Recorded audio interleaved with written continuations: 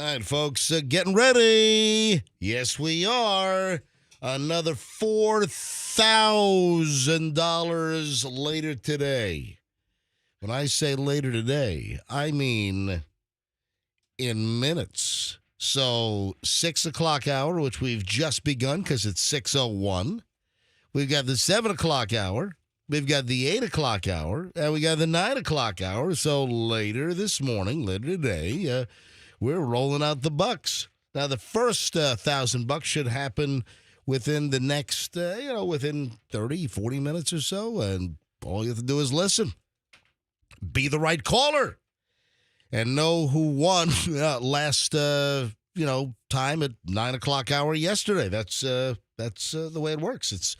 It's the big old MJ Morning Show $40,000 money heist. Just getting all ramped up, getting in the mood, kind of priming the pump. Yes, Fester, what are you all kind of giggly and smiley about here in the opening minutes of the show? A lot of people are really excited about this contest. No, I know they are. And there's a new pressure now. Oh, because so we're past the halfway point. Yeah. And there's a pressure to win. Yeah, we're one day past the halfway point. Yeah. Just yesterday would have been the halfway point. Right. When we launched it at 6 a.m. yesterday morning on Monday. And, we're giving away $40,000 in cash over 2 weeks. Nobody does this. There's no other morning show. Even in, the heyday of Tampa Bay morning radio, years ago where, there were unlimited budgets and advertising and all kinds of promo money flying.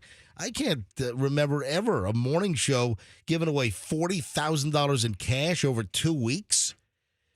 Exclusive listeners to the morning show. I've never heard of this. This is, we're in a time where there are monetary constraints and budgets and cutbacks and all that stuff. And we're pulling the sucker off thanks to Lucan's Wine and Spirits. They sponsored last week. This week is brought to you by the Kemp Law Group. So heads up, $1,000 this hour, $1,000 next hour in the 7, $1,000 in the 8, and $1,000 in the 9, the last hour of the show today. And that continues every day this week. We've done it every day since the 13th. Week of the 13th. Now it's the week of the 20th. And Froggy, welcome back. Oh, hi. Yeah, we were all intrigued by your text yesterday morning that you have a very personal issue. Yes, it was very personal. Yeah. My migraines are very personal to me. Yeah, what did this thing say? Can't make it in. Very personal issue. Sorry, see you Tuesday. And, when you added very personal issue, that seemed to take it to potentially a different level because I don't think you've ever said that before. You've always disclosed, I've got a migraine, I've got a backache, my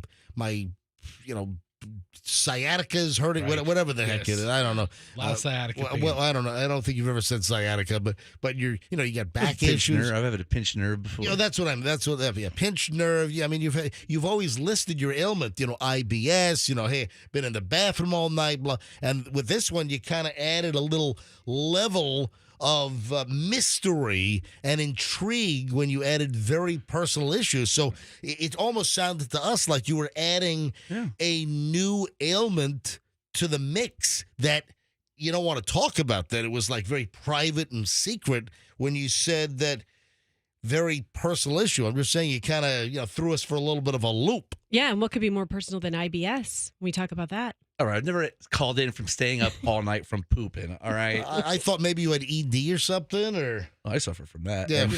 Yeah. How personal is it if you're talking about it now? Listen, I've had a migraine. I just wanted to change it up a little bit for you guys. Throw a little monkey wrench in the situation. You can't do that. Change it up, Everything. So you're admitting throwing a monkey wrench by introducing potentially this mystery unnamed ailment that kept you from doing your job and coming to work yesterday. Keep you on your toes, is what I like to call it. Oh, is that what it is? Yeah. But it's good to be back. And then we called Kim. Oh, you did? Did you hear about this, Kim, your lovely wife? No. Yeah, we called her yesterday around 7:30 to ask what the mystery ailment was, and that's when she confirmed that you whipped out the hairdryer at 2 o'clock in the morning. And 3 o'clock. And 4 o'clock. Jeez. And 4:30. and 5. All right, for those that don't know, Froggy suffers from migraines, and apparently he finds relief by plugging in a hairdryer and bringing it into bed with him and just blowing hairdryer hot air all over his face. No, Hang on a minute. Yeah. Now, when I was a kid, I used to get them so bad. My Yeah. mom took me to see if I had a brain tumor. Yeah. Number one. Jeez. Number two, Yeah. my grandmother used to have a beauty salon like hair dryer. Remember those old school ones Yeah. that had like a platform? Oh, the giant helmet that came over your head? And I would take that thing when I was a kid and put it on my head, and I would accidentally fall asleep and wake up and just be like, just like covered in sweat. Oh, wait a sec. It was awesome. Your grandmother had like a beauty salon. A home one. A home one. Like one room. Yeah, like a plastic, a plastic thing to dry your hair. Man, Now- that thing used to help me out. For the blue hairs, I mean, for like the 80 and 90-year-old women that, drive to beauty salons still and, a lot of times hit the gas instead of the brake and they drive right through that beauty salon.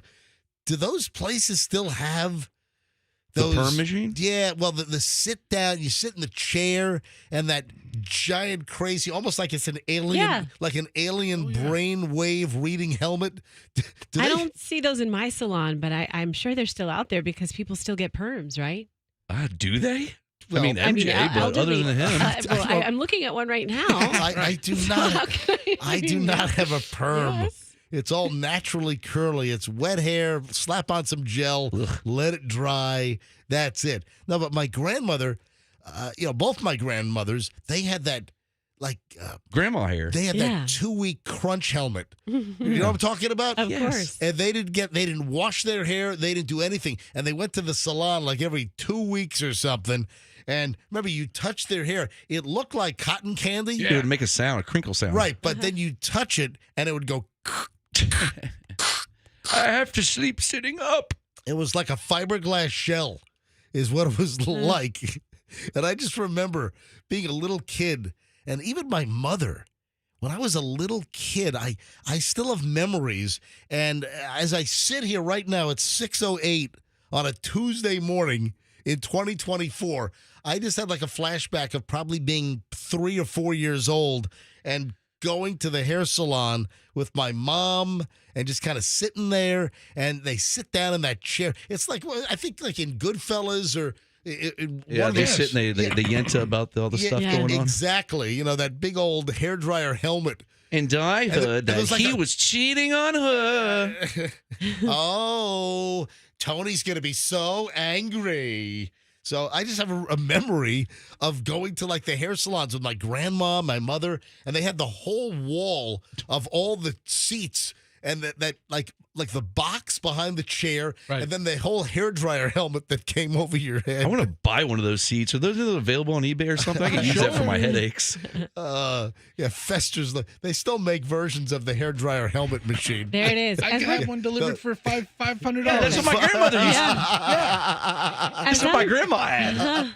As I'm looking at these, they're giving me almost a headache myself because I'm thinking of that smell that permeates the perm chemical hair smell. I hate perm and chemicals. I can smell it as we're talking about it. That gives you brain damage. Yeah. Yeah, I think breathing those chemicals. But Froggy's back. 6:09, just getting rolling. MJ Morning Show. Got $1,000 with the big old money heist. Coming up in minutes, thanks to the Kemp Law Group. Stand by to win. Better news, that northbound 275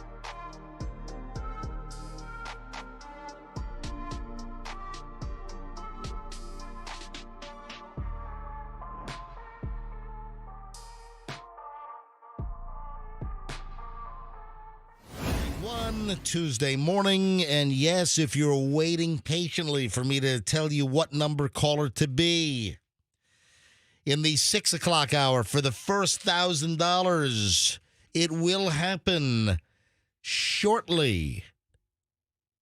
It could happen at any time, like right now. Let's go! Caller 75! Really? Yeah, let's do it. Yep, right Oh, now. wow. Absolutely. For real? Yep, for Let's real. go. What a swerve. Right. That was a swervy, nervy, swervy. A Yeah. swervy, nervy swervy, It yes. was a Nervy.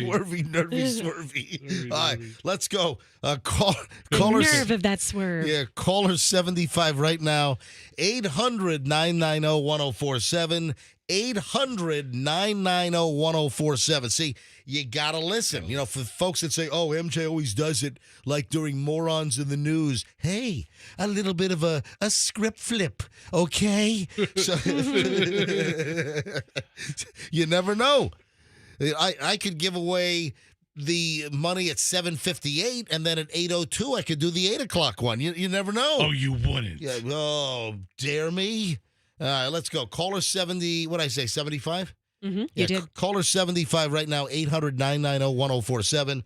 800-990-1047. Caller 75 right now. If you are the 75th caller, just know who won the $1,000 in the 9 o'clock hour yesterday. It's always the last winner's first name is what you need, and be the right number caller to win the money. All right, did you guys hear that weird? I had this yesterday, just didn't get around to it. Also, I think I ought to do it early in the show. Did you hear the weird Mike Tyson thing that he said? Hey, Froggy, when is that Mike Tyson, Jake Paul thing coming up? When is that? I think it's in June, some point. Yeah, in June, but I know exactly what you're talking about. Okay, so June is like next week. Well, Yeah. I think it's later in June. I think Yeah. it's a few weeks away. Okay. June is actually about 10 days away. All right, so it's not next week. Next week is Memorial Day week. Froggy was very after, close. right? Very close. He was a month off. It's July 20th. All right. July Okay, 20th. July 20th. So- June, July, you know. I mean, it all blends together. Mike Tyson is scheduled to box Jake Paul in Dallas. Are they doing it at the Cowboys Stadium? Yeah. Yeah, Wow. big deal. They're I going to mean, sell that thing out. Oh, I think that place holds like 80-something thousand people. It's a monster. I love Jake Paul. It's massive. So they're doing the pre-publicity hype still. They're having like press conferences, and they're Nonstop. doing all this hype. And this is going to be a pay-per-view event. You want me to reenact what you're going to play? Hold on. 'Cause I know exactly what you're going to play. What? Because I have been so in on this. Is this pay-per-view? Is it on It's Netflix. Oh, live? I'm sorry. It's Netflix. Netflix first premium live event. All right, that's right. I'm sorry. It's Thank PLE you. people. Thank you. So I got to be honest. I'm probably going to watch this thing. Yeah. You know, Yeah, so are a lot of people. I mean, I'm going to kill him. let's be honest here. I mean, I'm not that much into boxing and UFC and all that stuff. Oh, but it's so great. Yeah. Me and Fesher went to see Jake Paul fight live, and it was a fantastic experience. I know. I remember the story. So yeah, Fantastic. It's going to be live on Netflix Saturday, July 20th, and they're still doing all of this pre-hype press. Yeah, it's sort of what boxing does. They do, I get it. press but then conferences. Mike Tyson said the most bizarre thing. And it's hard to out-top other bizarre things. Is he's it about said when in I the saw past. you doing a dance when you were like 16? Yes, yeah. Oh, so he's talking about Jake Paul. All right, let me just play the audio. I want to kiss Mike's big juicy lips. You wanted to kiss me? He said he wanted to Indeed. kiss you. Huh? He said he wanted to kiss you. That's so ironic that he said that because I saw a picture of him dancing at 16 doing that little dance on YouTube, and for some reason I had an erection. Oh, Mike, Yes. he's back. Yes, Roxanne. You haven't heard that yet. I didn't It's like the hear old that. Mike is back. Oh, okay. It's the one that said, I want to stomp on your test. Oh yeah, and he also said, he was doing some presser, and Mike Tyson, this is like 20 years ago, said, and I'm a Zoloft. To keep me from killing y'all. Exactly. He said, I'm on the Zola. telling the press that he was on Zoloft to make sure that he doesn't kill the members of the press in the audience. Yes, he's a killer. That's what he is. Yes, Roxanne, you heard what you heard. I heard it going down a bad path when he said, I saw you when you were 16 years old dancing around. I'm like, oh, this isn't good. Yeah, then it just fell off a cliff. Yeah, horrible. Oh, come on, That's Mike. a problem. Mike Mike can say whatever he Mike wants. Tyson said the locker room ball busting part out loud. All right, 626 at the MJ Morning Show. I just picked up line 3. Hi, good morning. Who's this? Hello? Yes, hi, good morning. Who is this? Terry. What is it? Terry. Can you spell that for me, please? Terry. That is Terry, as in like Terrence, Yes. but we'll call you Terry. Terry, where are you calling from? Pasco. You're calling from Pasco County. Yes. What part of Pasco County? Hudson area. Oh, well, Hudson is a lovely, lovely place. I've spent some time in your sinkhole. All right. As soon as he said he was from Pasco, I knew he was on the US 19 side. Oh, yeah. Because people from Wesley Chapel don't say, I'm in Pasco. Yeah, they say they're from hoity-toity Wesley Chapel. All right, so Terry, why are you calling the MJ Morning Show right now? The $1,000? Oh, yeah, $1,000. Hey, would that be a nice little bonus for you today on a Tuesday? Yes, I can get a new vent added into my bedroom for my wife. Hold on, you can get a new vent added to your bedroom for your wife?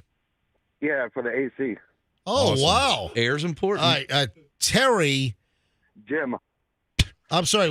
He's okay. He's already.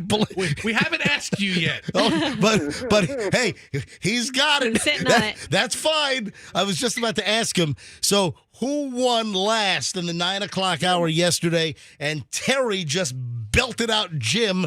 Jim is correct. Terry, you got $1,000. Thank you, dude. I'm literally shaking right now. Oh, that's fantastic. I love to make people shake. All right, listen. I just won the $1,000. Yes, you did. I heard you, Dad. All right, who's that? I heard. My son, actually, it's TJ, the guy, pork belly guy. Oh, he sent the pork belly snack. Oh, that's lovely. That's fantastic. Hey, Go ahead. Yeah, sorry. you go ahead. Go ahead.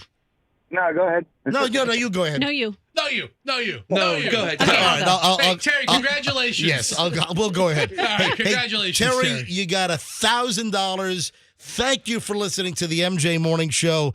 Good job early this morning, buddy. Thank you. All right, hold the phone. Are you still shaking? Yeah. All right, just be careful driving then. All right, Start mapping out your air ducts of your dreams. Exactly. All right, Terry, hold the phone. Andrew's going to get all your information. Okay. Thank you. All right, there we go. Look at that. $1,000. Remember the name Terry, Terry. You're going to need to know that next hour when we give away the $1,000 in the 7 o'clock hour. All right, I'm going to do it. Hi, good morning, MJ Morning Show. Hello. Hi, can you hear me? Yes, I can. Hi, how you doing? We're doing very well. What is your first name? Deborah. Deborah. DBRA. Guess what, Deborah? You're caller 76. Oh, my goodness. I can't believe it. Yeah. Well. Hold on. We were looking for. Oh, no, I'm the one after. Yes, that is correct. All right. Last week I was caller 89 out of 90. Oh, son of a bitch. All right. Well, listen. Yeah. Well, listen. Thank you for calling in. Try next hour, okay? All right, thank you. All right. Listen. From the bottom of my heart. Thanks for listening. Hey, MJ, I just want you to know I still have an autographed crotchety old man T-shirt of yours. Oh, thank God you bought it. All right. Have a great day. Thank you for listening.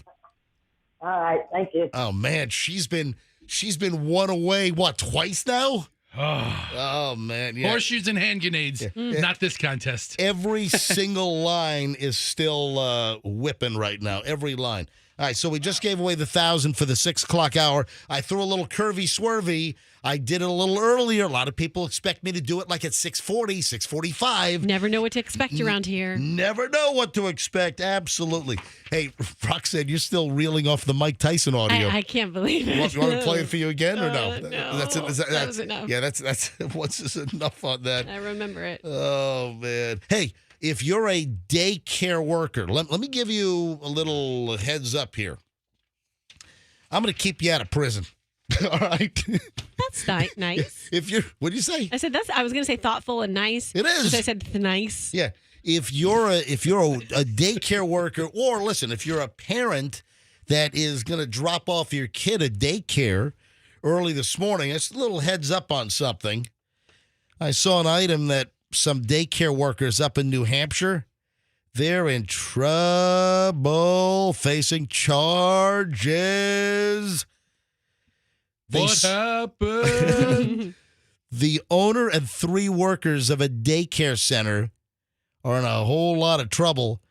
They were sprinkling melatonin in the food of the children. Oh, yeah. That they have some explaining Yeah, to do. trying to put those little kids, in a quieter, sleepier place. Yeah, Sally Dreckman. Kind of Dreck is this? Sally Dreckman, 52. She's the owner. And employees Tracy Inney, 51, Caitlin Filardo, 23, and Jessica Foster, also 23, from Manchester, New Hampshire, charged with 10 counts of endangering the welfare of a child, according to the Manchester police. So the cops said that the children's food that was provided by the in-house daycare was being sprinkled with melatonin without their parents' knowledge to knock those little boogers out. What a great way to administer it. Sprinkling. That sounds safe. Make them all sleepy. Yeah. So what? They can, do other things than watch the kids at a daycare? So heads up. Yeah, don't tamper with food. Don't sprinkle like a sleep aid, on the kids' food to knock them out. yeah. That's horrific. That's going to land you right in prison. What it's going to do. 6:33 at the MJ Morning Show. I've got early morons in the news next. Who would like a nice dose of morons? Got it. Coming up. All right, 6:33, and if your AC goes out...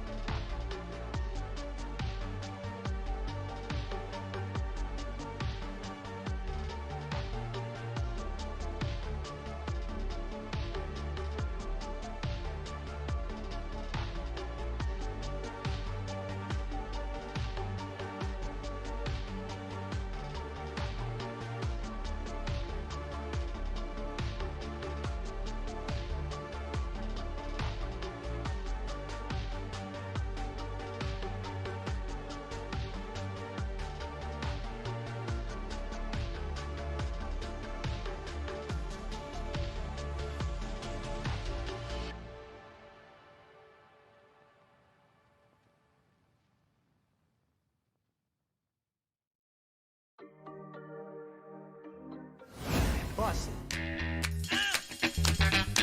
All right, 641, rolling up on 642 at the MJ Morning Show. Yeppers. Time for the early morons in the news. I just had to tell Andrew to go let Froggy in.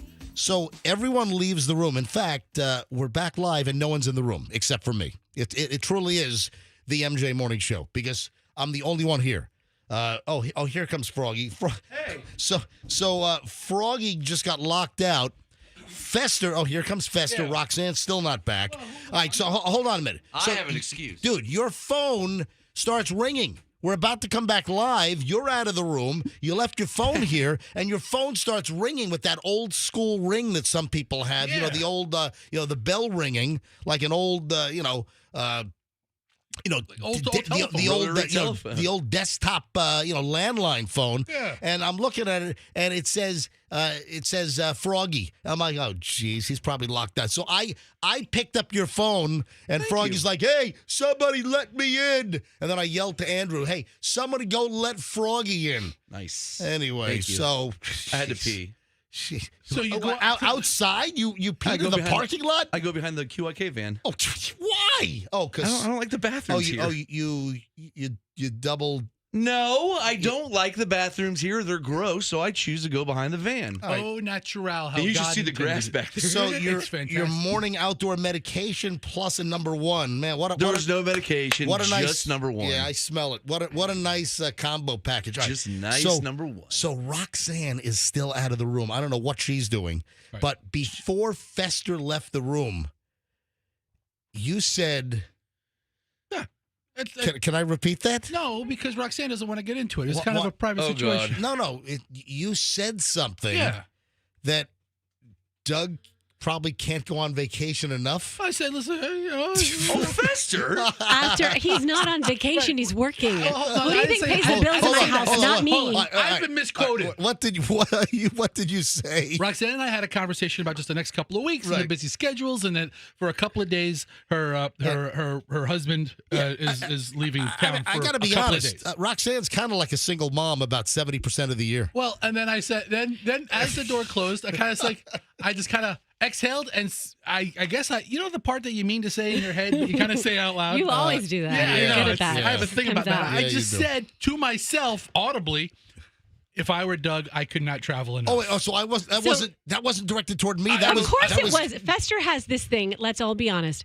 Fester's gift in life is when one person is in the room and then that person leaves. Fester says something really snarky about them once they're out the door. About everything. Oh, but wait a minute. Yes. That was like supposed to be under your breath. Everything's supposed to be under my breath. I thought you were telling me. So Roxanne leaves the room and Fester says, "Man, what do you say it again?"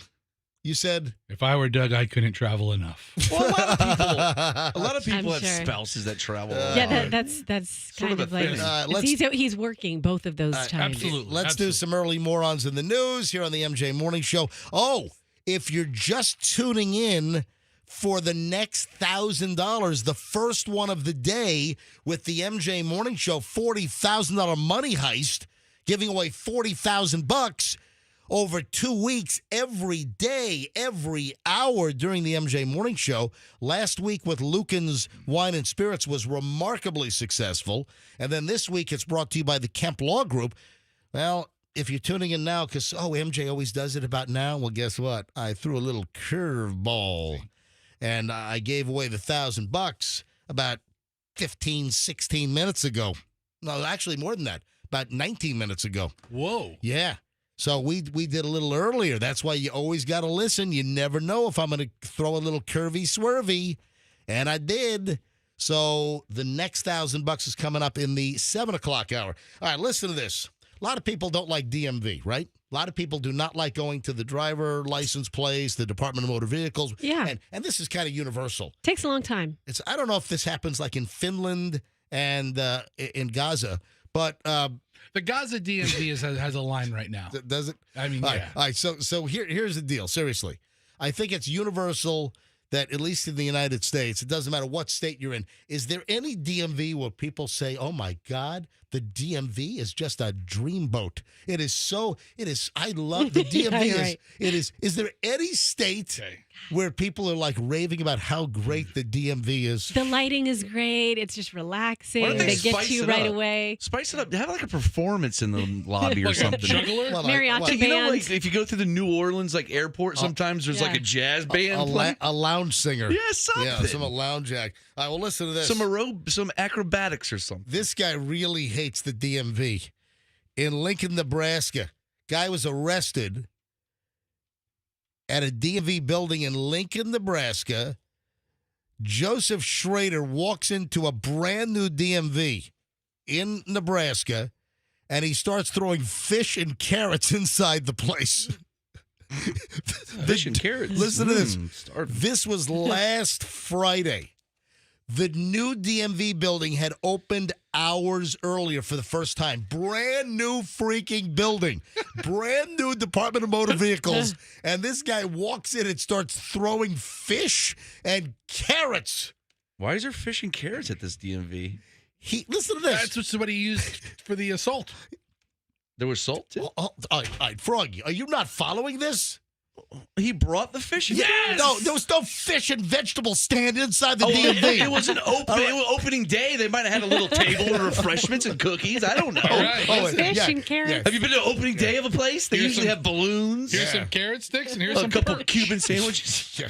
A couple of Cuban sandwiches in Lincoln, Nebraska. Yeah, no, they didn't have vegetables and a fish market It's inside. opening day. Refreshments in the back. The guy walks in on opening day. It had been open for like just a few hours, and he walks in and throws fish and carrots all over the place.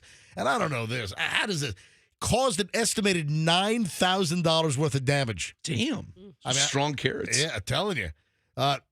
Because the building's carpet and ceiling tiles sustained damage. What is he, hurling fish at the ceiling tiles? Well, if it has a drop ceiling like this, Yeah. and you chuck a halibut right at it, For the halibut. For the halibut. I mean, a big old trout. seriously, it'll Yeah. go right through this tile. Can you Ooh, imagine we should that? do that. Yeah. Yeah. Can you imagine $9,000 in damage? The DMV opened hours earlier, and he's chucking fish and carrots. So the carpeting, I guess, was stained, and you Oh, it imagine? must have stunk. Yeah, fishy carpet, brand new place. Anyway, he was arrested on criminal mischief charges with damage over $5,000. What a schmuck! That's why we call it early morons in the news. You don't have any idea how much damage a well-placed fish can cause. Oh, yeah. Once when I was Oh, younger, yeah. I went Yep. to a bookstore, and the only book they had that I wanted to buy was The Book of Revenge. And it gave me ideas to do you know with what? fish. I've heard of that book, Yeah. The Book of Revenge. And it just has... Yeah, it's kind of like an anarchist cookbook kind of I think thing. putting fish Yeah. in a ceiling tile was in there. Fish in the ceiling tile. Yeah. Put a frozen fish anywhere, and then like 3 days later, that person will wish they were dead. There's a woman who just did that to her terrible. boyfriend. Like a woman and her boyfriend broke up, and she hid fish all over his house Oh, in yummy. the air vents Oh, and stuff. God, that's awful. All right, 6:50 at the MJ Morning Show. Hey, I've got a warning.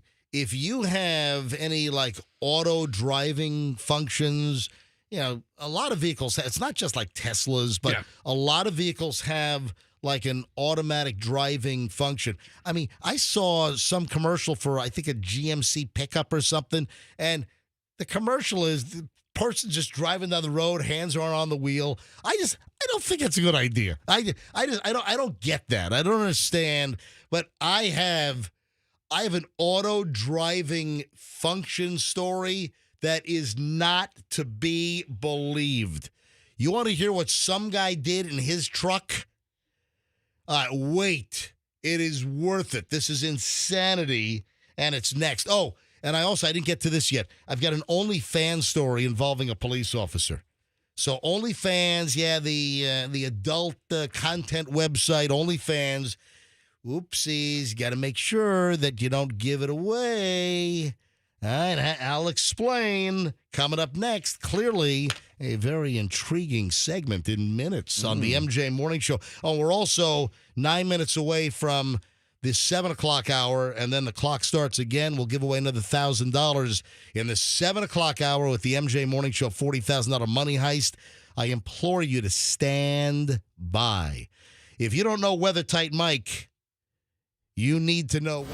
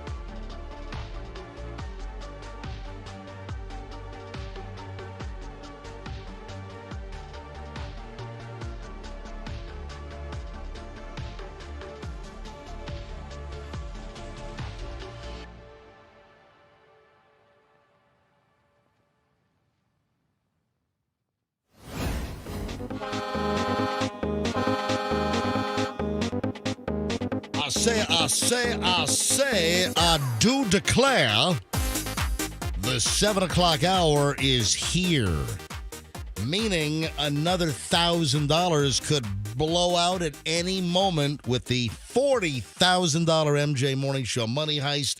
Your shot at $1,000 this hour, then a shot at $1,000 in the 8 o'clock hour, another shot in the 9 o'clock hour. Every single hour, all week long, your shot at $1,000 with the Money Heist. Thanks this week to the Kemp Law Group. So last week, thanks to Lucan's Wine and Spirits. This week, it's brought to you by the Kemp Law Group. Accident or fall, you call Kemp Law. So anytime this hour, we'll tell you when to call in. If you know the previous hour's winner, like who just won last hour in the 6 o'clock hour, be the right caller, know who won, you got the next $1,000. So if you're just tuning in, and listen, when we do a contest like this, word of mouth, we do get new listeners, people that maybe have not listened to us before. And just so you know, if you're tuning in and you're hearing this, can I ask what the hell you guys are doing? I mean, you're really just distracting the living bleep out of me. How are we distracting you? Because you're having conversations. No, we weren't talking at all. Not one word. No words were being said. Hand gestures. I got devices. I mean, just knock it off. Just be a professional. Be a professional and focus on your words. Even Froggy's looking at you guys like, what are you? I was just trying to figure it out. Because he knows where the real entertainment's happening right now.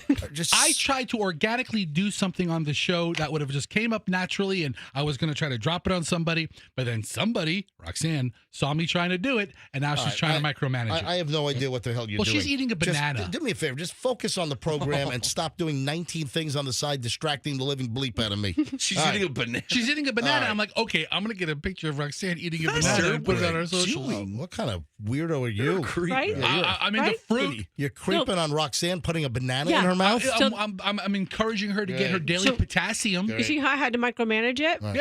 Yeah, she Anyway, wanted to micromanage it to make sure the lighting was right. The bottom line, are you serious? You're going to take a picture of Roxanne eating a banana? I don't think that flies these days. Hold This is on. a banana. She caught you trying to sneak a picture, and then she wanted to manage the photo shoot by moving her little light to get her lighting right? She mouthed to me with banana in her face. Let me see your phone. Are you trying to take? I didn't get any Listen, snaps. I've got to move along here. Okay. She's like, if you're going to take a picture of me eating a banana, get good lighting. 7:03 at the MJ Morning Show. Anyway, bottom line is, next shot to win $1,000 happens in minutes. Now, we've all heard of these auto driving functions. I guess Tesla's probably most famous. Yeah. But a lot of cars have it. Yeah. I mean, there have been some bad Tesla issues. Remember the two guys that were testing the auto feature and the car drove into a tree? Remember that story? That was horrific. Oh, there have been a number of really bad auto driving function stories. Listen to this.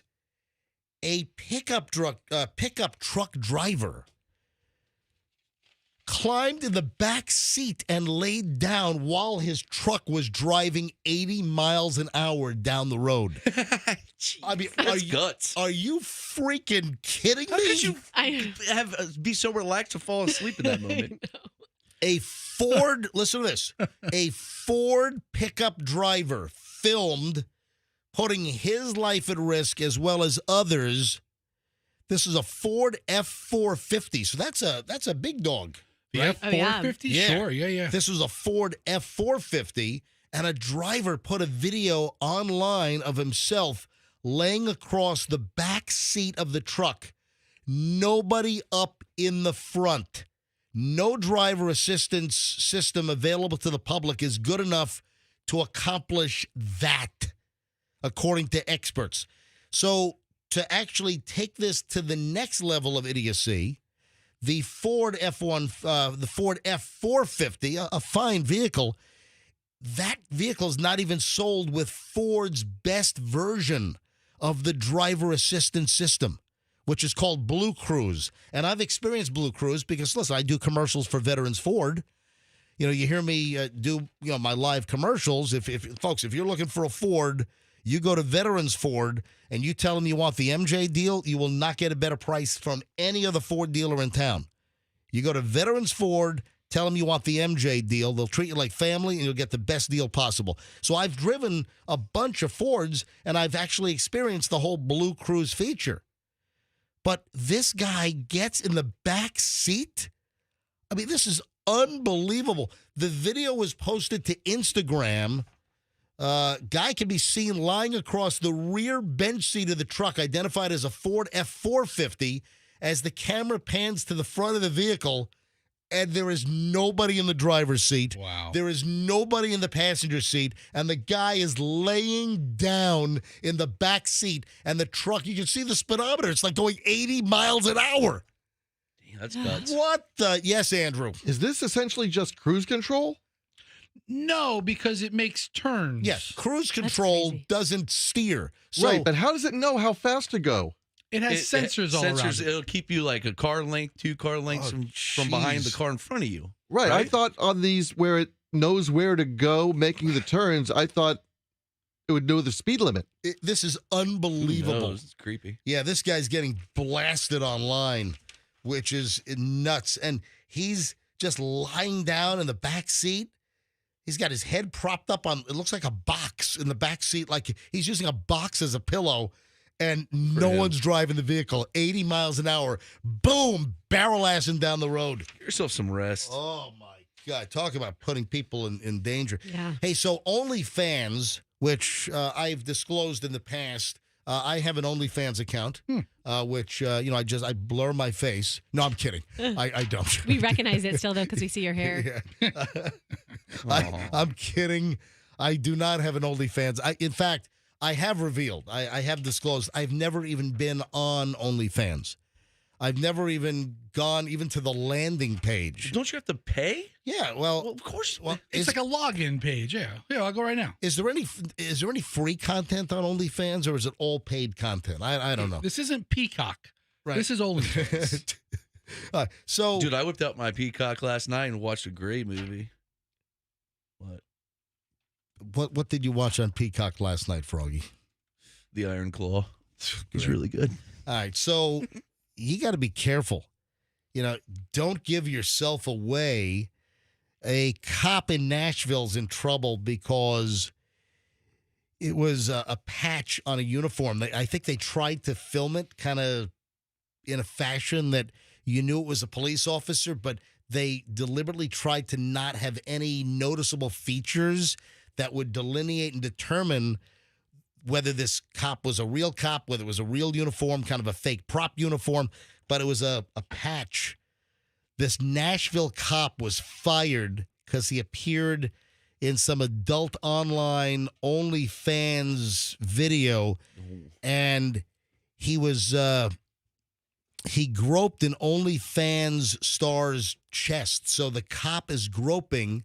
He's obviously a willing participant in this content for OnlyFans, and there was a tiny little glimpse of a patch on his uniform that gave him away.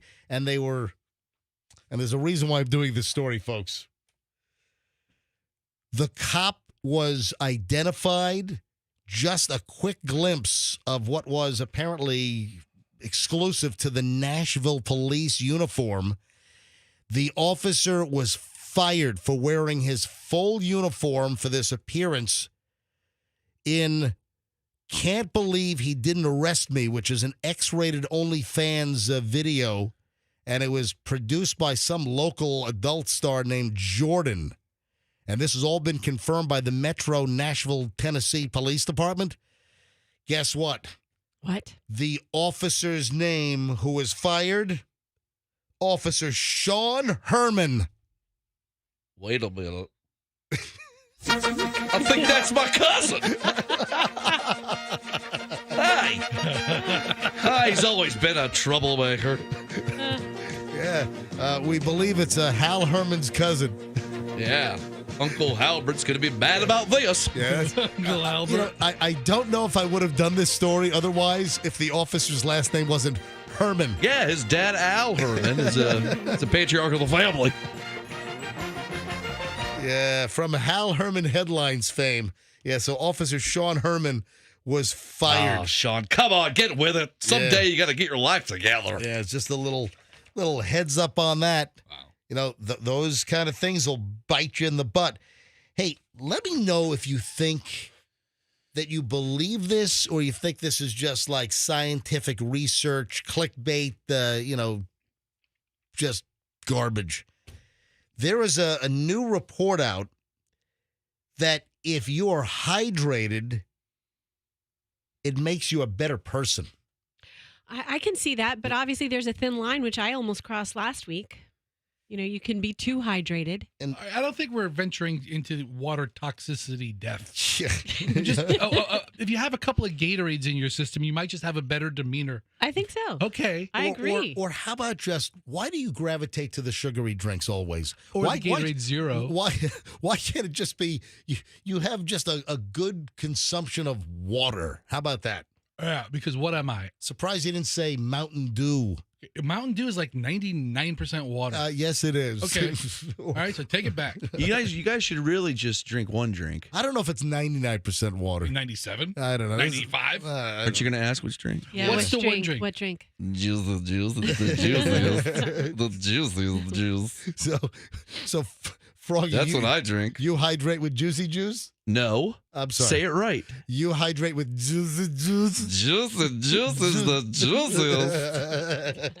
All right, so there is belief, all right? A recent survey was done as far as hydration, and then they compared those that were not well hydrated, and now apparently it's been determined that if you are hydrated, that your personality, your attitude, that essentially you're a better human being. Oh, Roxanne, I'm trying to get hydrated. I want to be better. Drinking a little loud, aren't you? Is this gargling? is this junk science? Well, that's why. I mean, Well, we're made of water. Our whole hold bodies on. are water. If the headline was people who are not constipated are happier people, yeah, I'll go with that too. Our whole body is not water. Not our it's entire body. What is it? 90? Is it 90%? No, it's less than that. What is it? It's less than Festa, that. give me the number. Type All in right. what percentage of the human body is water. Of human. Yeah, I think body it's a whole lot. It's a big range. water. Well, Yeah. hold on. Let's see. 60%. An adult man, about 60% of their bodies are water. So that- your cells, that's the number. it's water in the human body. It's a main component of most of your cells. So if you drink more water and you're hydrated, then your cells are happy because they're puffed out with water. Yeah, so the data, the research here, people that are hydrated on a regular basis are more receptive to constructive criticism. Who the hell came up with? Yeah, it's Yeah, it's I don't know about bizarre. that. So if you're hydrated, you're a better person because you're more receptive to constructive criticism. So what? If you're not hydrated, if you're a little dehydrated, if someone like says, you know, Jerry, you could be doing that a little. What does Jerry get a snap and punch you in the face and kick you in the crotch? Listen, it's not Jerry's fault. He hasn't had a glass of water in 2 hours. I need a glass of water. I'm You know really what? stressed. Let me tell you right now. The heck with the water. You just need a Snickers bar because remember, Yeah. because a lot of people, if they're hangry, you just eat a Snickers, Yeah. and then I think Snickers works better than water, to be quite honest. The headline could have said people who are mildly hungry are more irritable than people Yeah. who aren't. I mean, this is really kind of stupid science. I don't go along with the mental capacity of it as much as I do. Water is good for you from a physical standpoint, like it lubricates you. You know, lubricates your joints and stuff like that. Like physically, it's good for you. Now, keep talking about it. No, as far as lubricating your joints, that's why you're supposed to drink a whole cup of olive oil a day. I don't want to hear MJ talking about lubrication. Lube me up. good. I just made that up. So don't drink a cup of olive oil a day, although olive oil is very good for you, Yeah, it apparently. All right, 7:14 at the MJ Morning Show. We are going to give away another $1,000 momentarily sometime this hour. Listen, we'll tell you when to call in to win the next $1,000 with the $40,000 MJ Morning Show Money Heist, brought to you this week by the Kemp Law Group. Another $1,000 on the way. Keep listening. And then we start an hour and 20 minutes of nonstop MJ next. So massively entertaining content begins next. Oh, there is a woman that works at a jewelry store, and she can tell you if a guy is cheating. Do you know how? This is really interesting. You know, I ought to ask my friends at IDC if you guys have ever seen this over here. But you got to hear this. When we get back, a jewelry worker, a woman at a store, knows when a guy is cheating when he comes into the store. How do they know that? We'll tell you next. All right, speaking of jewelry and IDC.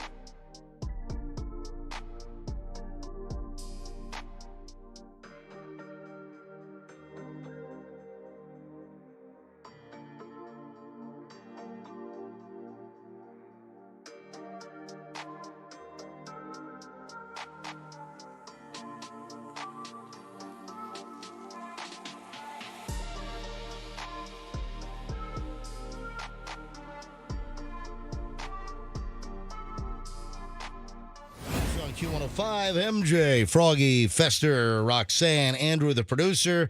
727. Got $1,000 on the way in minutes. It's the next grand in the $40,000 MJ Morning Show Money Heist. 2 weeks, $1,000 every single hour, every day. This week brought to you by the Kemp Law Group. Accident or fall, you call Kemp Law.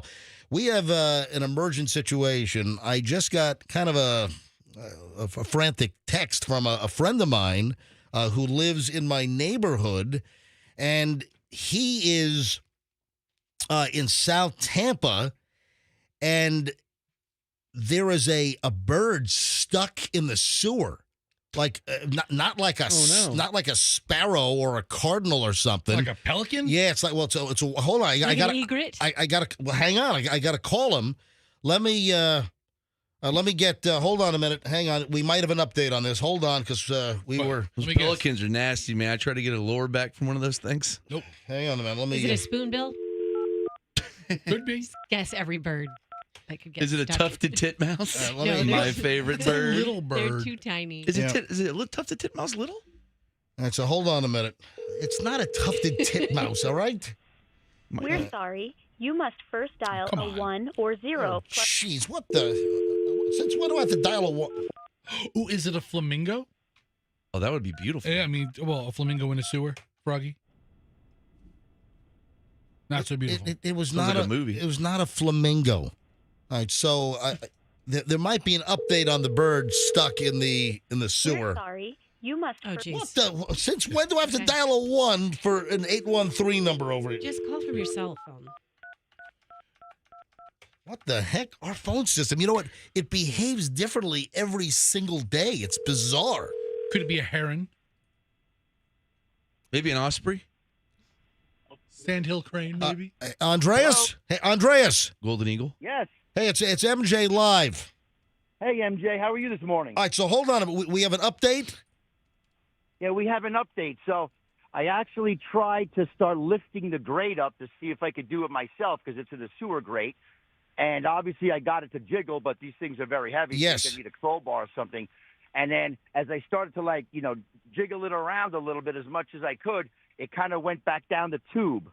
And then what I did is I went on the gentleman's property who's outside too, who let me go into his backyard, and I kind of peeked behind a seawall because he lives on the water. I peeked behind a seawall, and right out of this little hole of the seawall, there's barnacles. Right out of the little hole of the seawall, I see this beak popping out. I actually sent you a picture too. Oh, okay. Before when he was in the grate, and I sent you a picture when we were all kind of celebrating. We're here with a couple neighbors, and he popped his head out.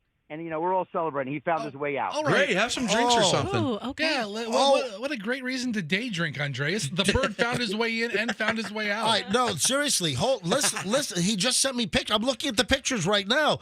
So Andreas sends me a text. Hey, brother, I'm doing my morning walk, and it looks like there's a crane bird that got himself stuck inside the sewer drain. So he had migrated from Tampa Bay from a seawall through like a drainage pipe to the actual street where there's a sewer grate, and he was like stuck underneath. Yeah, 100 feet. He wasn't stuck anywhere. It was 200 feet away. This is like Jessica when she was stuck in the well. Nothing like Jessica. Yeah, exactly. Are you crazy, Andreas? What? Andreas agrees with you. He's a natural. He's a wild animal. He found his way in. He found his way out. I didn't know that he was in a pipe from the bay that went to the sewer in the street. All the sewers lead to a pipe. I realized that, but I didn't know that he was going to be able to just turn around and go back the way he came. He's like, geez, I'm just trying to investigate. I thought he picked the right one. I mean, there's two tubes down there, so he had a 50-50 chance. He was either going down the block and getting lost, or he was going the opposite direction. So I don't think this was his first rodeo. All right, so, Doesn't sound like it. I thought we were going to have to effect a bird rescue this morning. And I was hoping for it. I mean, we did it. We did it once in the water behind, right? So, but I was hoping we had part 2 of the story. Yeah, Andreas a whole helped. bunch of nothing. Yeah, thank you for a very anticlimactic story. Remember the baby pelican that we rescued in our backyard, and vaguely. Yeah, and Andreas helped me with that, with his jet skis and everything. All right, so Andreas, I'm glad this has a happy ending and the bird. But I was gonna call out the troops to get the bird rescued from the sewer. Listen, I'm happy we have a happy ending, too. I'm just wondering what bar is open for this day drinking at 8 o'clock. Hey, and listen, hey, Andreas, I'm telling you right now, dude, I'm glad that it was a bird in the sewer and it wasn't that clown from It, okay? All right. Well, I looked twice first because I didn't want anything popping out after me. Thank you, Andreas, president of the Beach Park Audubon Society over here. Andreas, I'm glad the bird found its way out. MJ, thanks for your help. Have a great day, guys. Buddy, you too. All right. Yeah, buddy of mine, that Andre. was suspenseful. It was trapped. It was stuck. And I was going to try to, help get maybe Florida wildlife out there, animal control, because he thought the bird was stuck in the sewer because it was poking its beak out of the grating. Okay, speaking of beak, why are you guys giving me a hard time? I'm an animal lover, and my neighbor calls me in a panic while he's down the street. And there's a bird. Doesn't he know you're working? Yeah, first of all, it's a self-manufactured panic. There's a bird that's stuck underneath the sewer grate in the street. You mean freely open to go at will? Yeah, they walked in from the seawall? No, it's the heavy metal grate. That's where he walked to. And he's... It's probably his house where his little ducks are. No. It's probably where he takes the ladies. So there's some privacy. It's not going about boom boom room. It's the sewer. It's a little stinky down ladies, there. Ladies, but, to go back to my sewer. Well, he wasn't screeching for help. Andreas, help me. The bird appeared to be stuck in the sewer with its big beak sticking out in the street, and then the bird apparently is not that much of a bird brain. It turned around, and I guess it went back underneath the house to the seawall on Tampa Bay, and then he sent me a picture. I'm going to put this up on MJ TV. Oh, good. Hang on a minute. Oh, good. Hey, MJ, I have a question look at for this. you. Look at this. Let's see. Look at this. And that's the bird exiting. You can see the seawall and then the water, and then his beak. He's coming out of the pipe, which leads into the bay. You know what? I got to say, putting it on MJ TV doesn't do it justice. You should gram it. Put it up on Instagram? On yours. All right. Oh, anyway, yes. I was ready to spring into action to help Yes, you are. some waterfowl on Tampa Bay that appeared to be trapped. Let me ask you a question. Why don't you give me credit for caring about the animals? This is the follow-up question. Who is a bigger sticky beak in the neighborhood, you or Andreas? Because he said, who's the one who's getting into people's business and, what's going on with this? Oh, what's going on with this bird stuck in the... both you guys seem like you're... Who would the neighbors vote as the biggest sticky beak in the neighborhood? What is a sticky beak? What is that? I've never heard of that. What are you making crap up? What is a sticky? You mean who's the biggest humanitarian that cares about animals? She's trying to say who's the nosiest person in the neighborhood. This whole thing has devolved into Roxanne making up insults. This has nothing to do with being nosy. This has nothing to do with being. You're trying to what? What's going on over here? What's going on over here? Who's the bigger busybody? Yes. Who's the bigger Karen? Bigger Karen. It's nothing. This is saving wild animals that appear to be trapped. Okay. But who has the bigger sticky beak? Yeah, again, sticky beak. This is the perfect time to use sticky beak. We're talking about birds. I've never heard sticky beak in my Sounds like a delicious dish. No one's ever heard of sticky beak. Yeah, I like 2 orders of sticky beak over here. There was a guy in the high school football team we called Sticky Beak. It was nothing to do with birds. All I'm saying is that I know you and Andreas do great things for animals in your neighborhood community.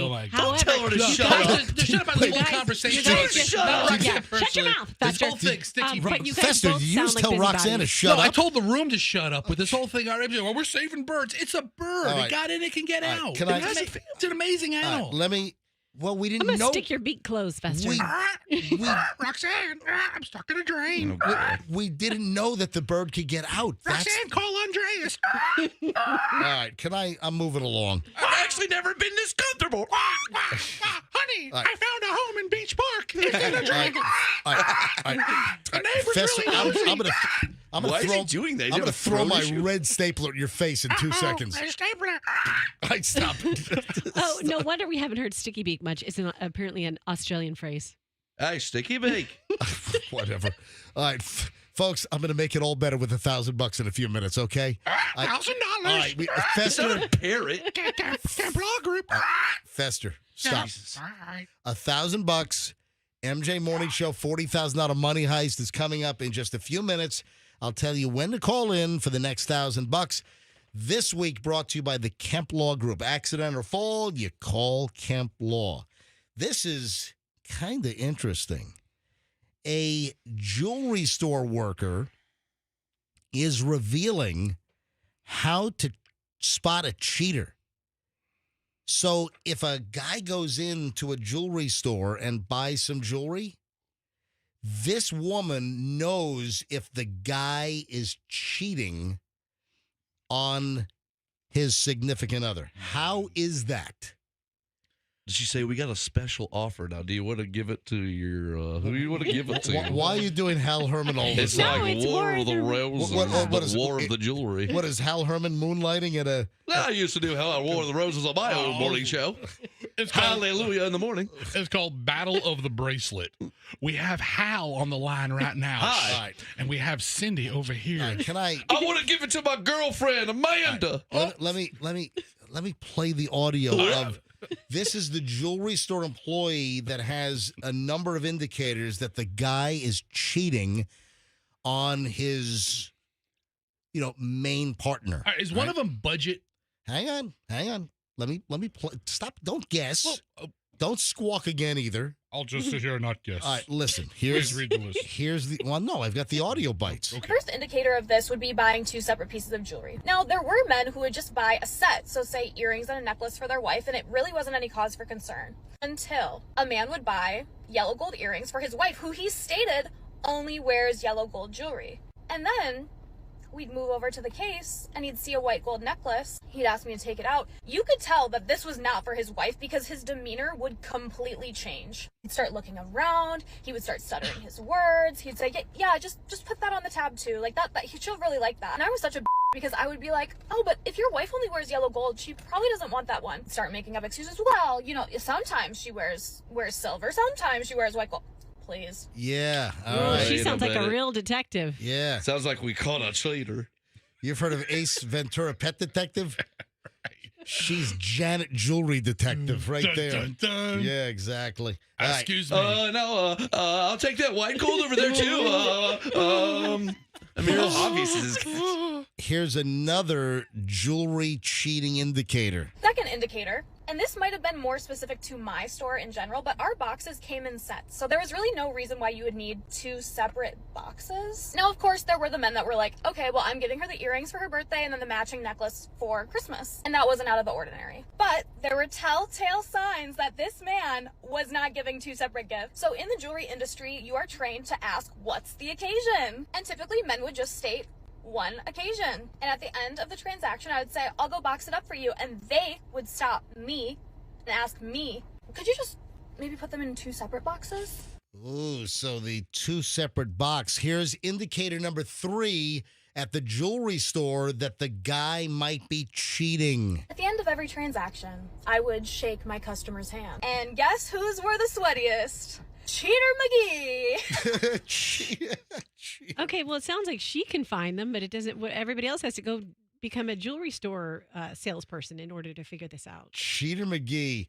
All right, here's another indicator at the jewelry store that the guy might be cheating and buying jewelry for the wife and another piece of jewelry for a little side ride. Third thing that men would do that was a telltale sign that they were cheating is using 2 separate cards for each piece. Ugh. Now, of course, we know people get married, they share a bank account.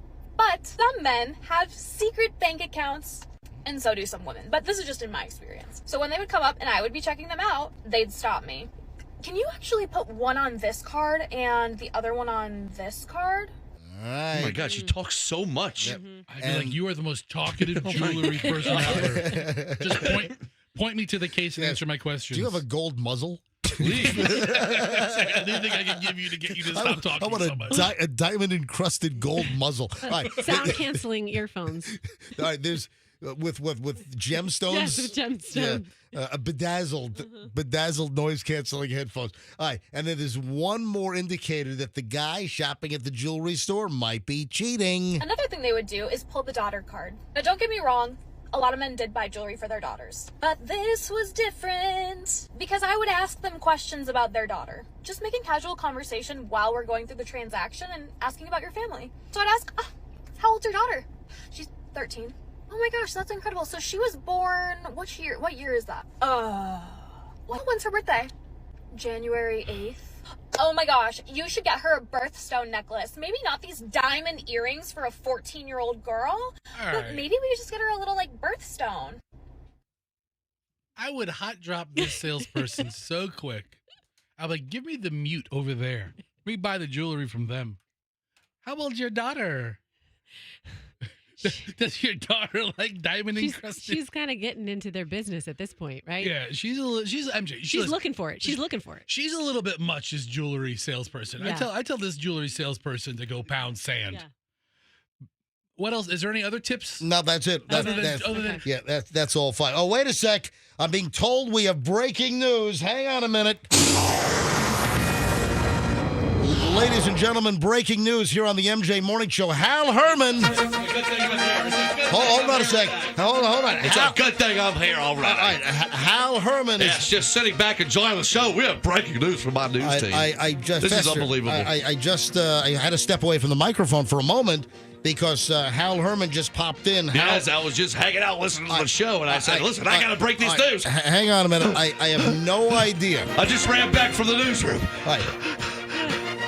Take a breath, Hal. Catch your breath. All right. I have no idea what this breaking news item is all about. All I know is that Hal Herman just rushed in. I don't even have my jacket. I ran in here so fast. I forgot my intro to go get my jacket. All right. So Hal Herman with a breaking news item. Hal, what is the item?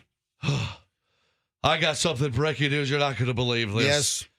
The hottest couple around. You know who I'm talking about. The number one couple of the world. A travesty has occurred between Kelsey Grammer hold on. and Taylor Swift. Hold on. Hang on. I can't believe what's happening. You got to catch your breath because I can't understand half of what you're saying. The newsroom is about 2 blocks away. All right, can you say that again? Yes. Kelsey Grammer and Taylor Swift. Have you seen the pictures? All right, first of all, it's not. Stop. Choked her, abused her. She has literature marks literally on her neck.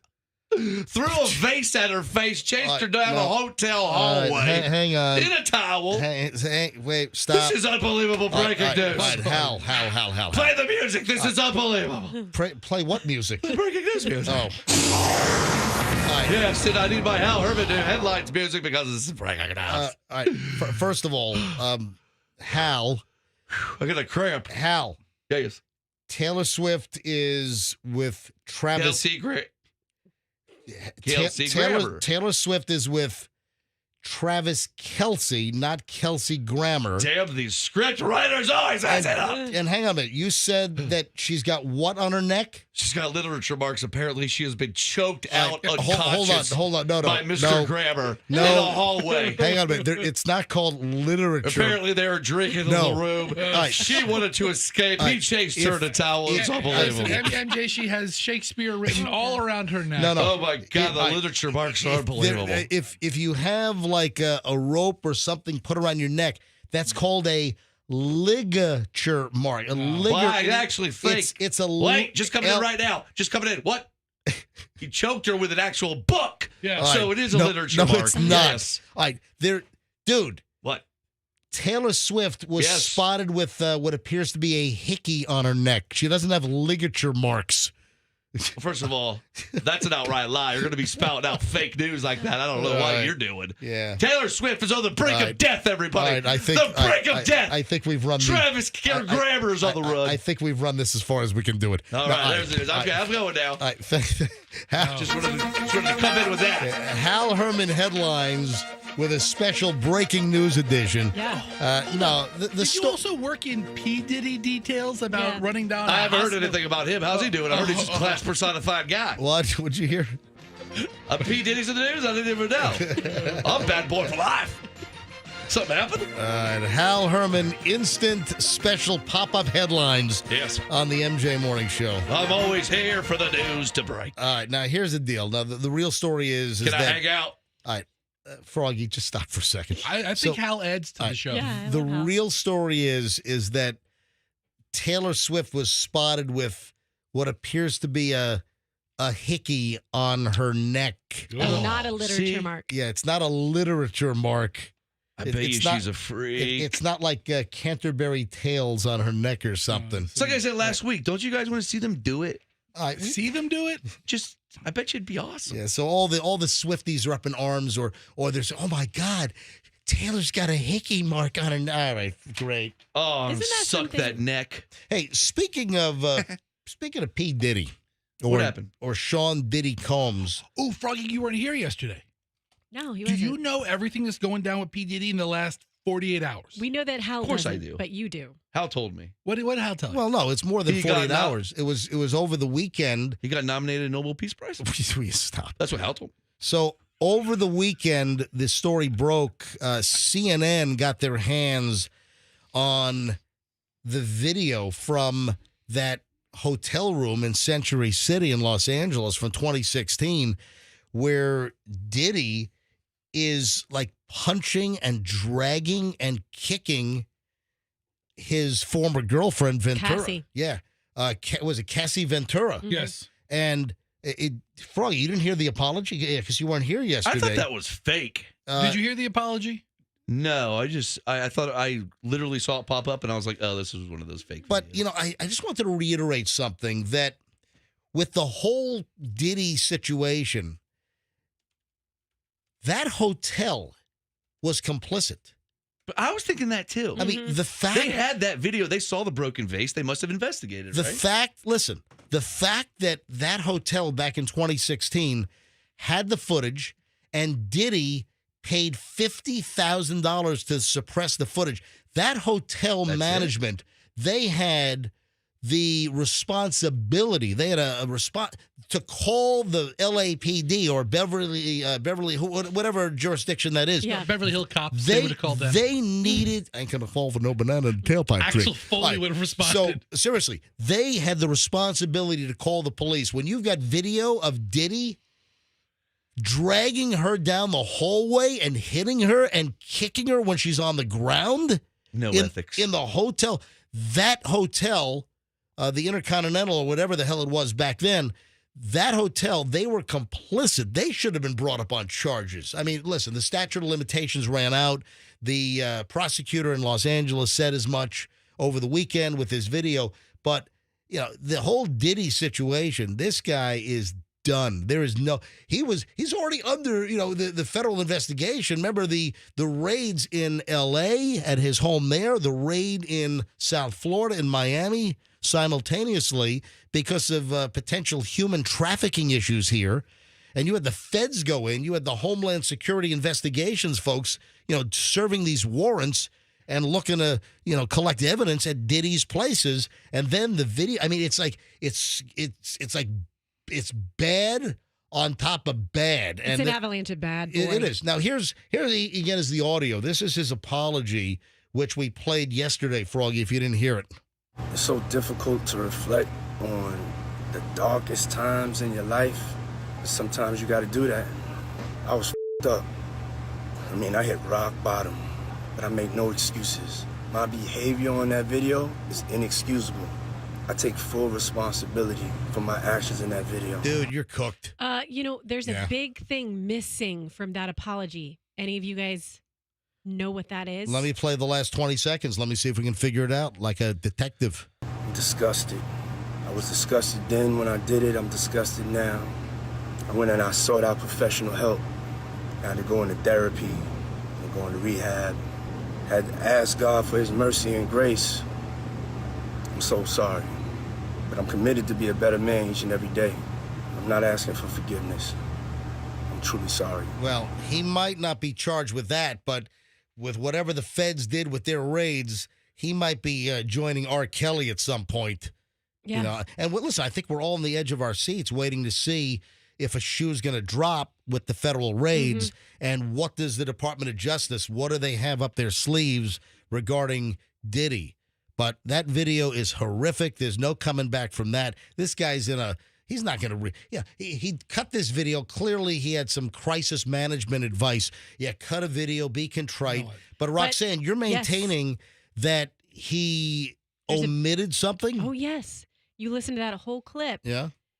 There's no apology to Cassie. I mean, he says, I'm sorry at the end, but that's on the heels of asking God for forgiveness. He doesn't reference anything about her. Nothing. What's he trying to do? Save his like business? What's the point of the apology? Yeah, Doesn't he realize? exactly. Like, Who's he apologizing to? He's apologizing to the public. He should be apologizing to her. Yes, Andrew. He's not allowed to say her name because of a non-disclosure agreement. I apologize to. So he's under an NDA. Oh, well, okay. remember, she had filed suit against him last fall, and that was quickly settled. Yeah. So I'm sure she walked away with 7 figures. I'm sure she walked away with. Oh, look at the time. Speaking of money, let's do a big $1,000 settlement right now. Oh my God, what an awful tie-in. That is terrible. I'm sorry. That is so bad. It's 7:52, man. I got to hurry because the 8 o'clock hour is coming up. So we got to give away the 7 o'clock cash right now with the $40,000 MJ Morning Show money heist. Let's go. Let's go with caller. No, I'm going to make this an easy one. I'm going to make this very, very easy.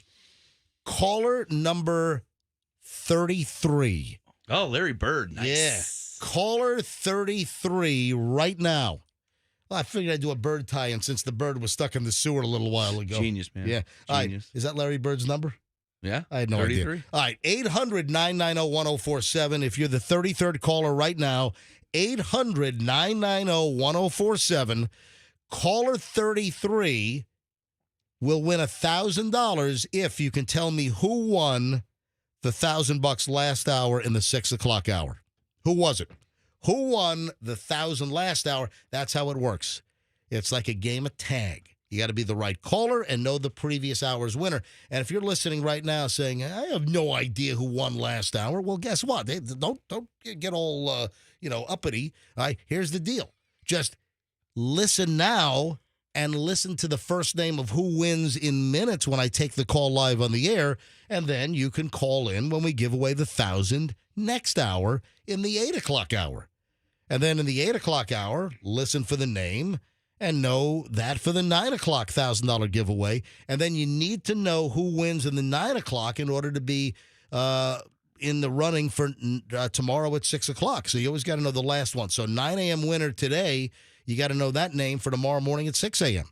All this week, every hour, every day on the MJ Morning Show, your chance to win $1,000. This is our second week. We did 1,000 every hour last week, thanks to Lucan's Wine and Spirits. This week, it's brought to you by the Kemp Law Group. Accident or fall, you call Kemp Law. Another $1,000 in minutes. Says Andrew ought to be caller 33. That should be pretty quick to screen. So Andrew ought to be telling me any moment. Okay, there it is. Wow, that was quick. He just got to caller 32, so the next line I pick up is caller 33. And it is this line right here. Oh, my God, what if it's Larry Bird? Hi, good morning, MJ Morning Show. Who's this? This is Paul. Paul, where are you calling from? Spring Hill. Paul in Spring Hill. Why are you calling the MJ Morning Show right now? Possibly for $1,000. Yeah, that'd be nice, wouldn't it? $1,000. It would. Paul, can you tell me who won last hour? Terry. Terry is correct. Paul, $1,000. You got it. Congratulations. All right, man. And that's cool. You guys rock. And thank you, buddy. And that's all courtesy of the Kemp Law Group. So say thanks, Kemp Law Group, for the $1,000. Thank you, Kemp Law Group. There you go. Look at that. Hey, Paul, what do you do for a living? I work at an auto parts store. Oh, fantastic. So will the grand come in handy about now? Definitely. All right, awesome. Well, Paul, thank you for listening to the MJ Morning Show. You are the latest winner with the $40,000 money heist. Awesome. All right, Paul, hold on. Andrew's going to pick up the line next and get all your information. All right, you guys have a great day. You bet. All right, line 3, Andrew, get that information. So, Paul, you got to know that name for next hour when we give away another $1,000. Thanks again to the Kemp Law Group. Folks, who's doing this? You tell me which radio morning show anywhere in America is giving away $40,000 over 2 weeks. All local listeners, and because you hear every single winner on this show. Every single winner is live as I pick up that line live. Just like Paul just moments ago. All right, 7:56 at the MJ Morning Show. We're 4 minutes away from the start of the 8 o'clock hour. Another $1,000 on the way in the 8, and then another $1,000 on the way in the 9. Speaking of money, remember a story that I did very late in the show? Remember the rip-off scheme with Zelle and Cash App? Yeah. The Miss New York, right? Yeah, well, it was pageant girl. No, you're right. Ex-Miss New York. Yes. But then remember, I have the story about the cell phone employee down in Miami that was also duped. Sure. And I said, these items are important enough to repeat because I did this late in the show yesterday, and I wanted to do it for the earlier crowd here at 7:57. But you got to be careful, folks. Protect your phone like it's a bar of gold. Or an extension of your body. like it's an appendage. Yes. Yeah. I mean, that's not fair because I let people touch my appendages. Like it's an organ or something. All right. Now, see, here's the deal. You got to be careful. We're hearing about these rackets going on all over the country where people will solicit, let's say, for a charity. And, hey, if you don't have cash, you can do a Cash App. Hey, give me your phone, and I'll go ahead and I'll type the information in. And we had a story yesterday, and I wanted to repeat this, that a former ex-beauty queen, a Miss New York, she fell victim to a couple of kids in Manhattan trying to raise money for their underprivileged kids basketball team over in the South Bronx. And her name, Brianna Siaka, and she did a whole little social media video post over the weekend. And I was up in New York over the weekend. That's where I first saw the story.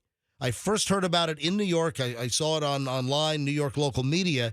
And then she shot this video, and she claimed that she was sitting in Madison Square Park. By the way, that's where the first Shake Shack was, in Madison Square Park. Wow. A little trivia point there. Hamburger history on the MJ Morning Show. She was sitting in the park listening to a podcast on her earbuds, and these two kids came up to her. Two teenage boys come up, and they say, hey, yeah, we play basketball, and the team is, kind of underfunded. We don't have money for uniforms.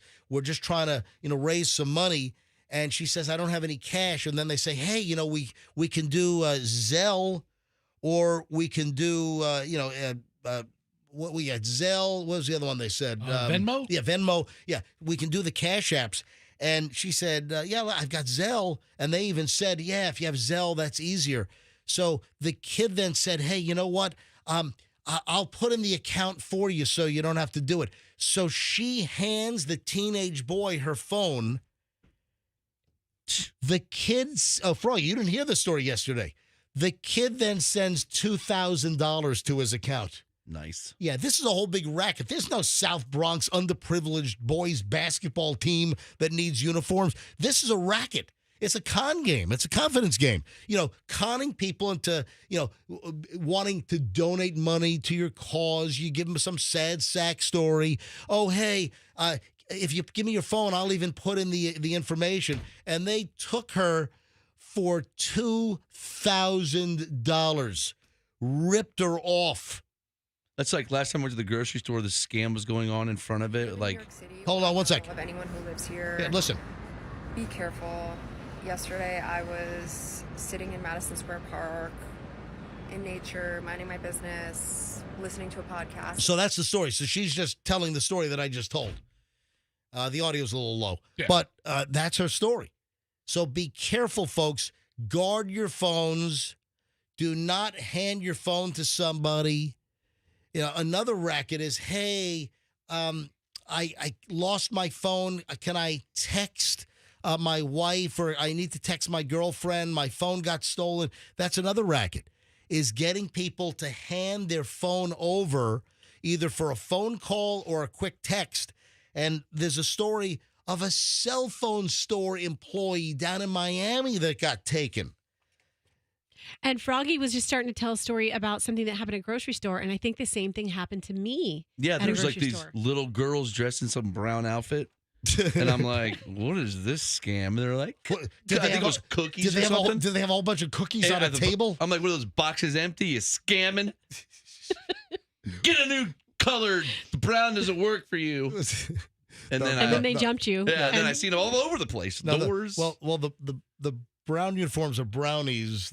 Usually the Girl Scouts have the green uniforms. It shows how much my joke works. Those Froggy, those girls are legit. They're selling Girl Scout cookies. He has boys. He has boys. He doesn't have girls. I don't know. Those cookies look kind of bunk. So again, there was a cell phone employee, and this is important.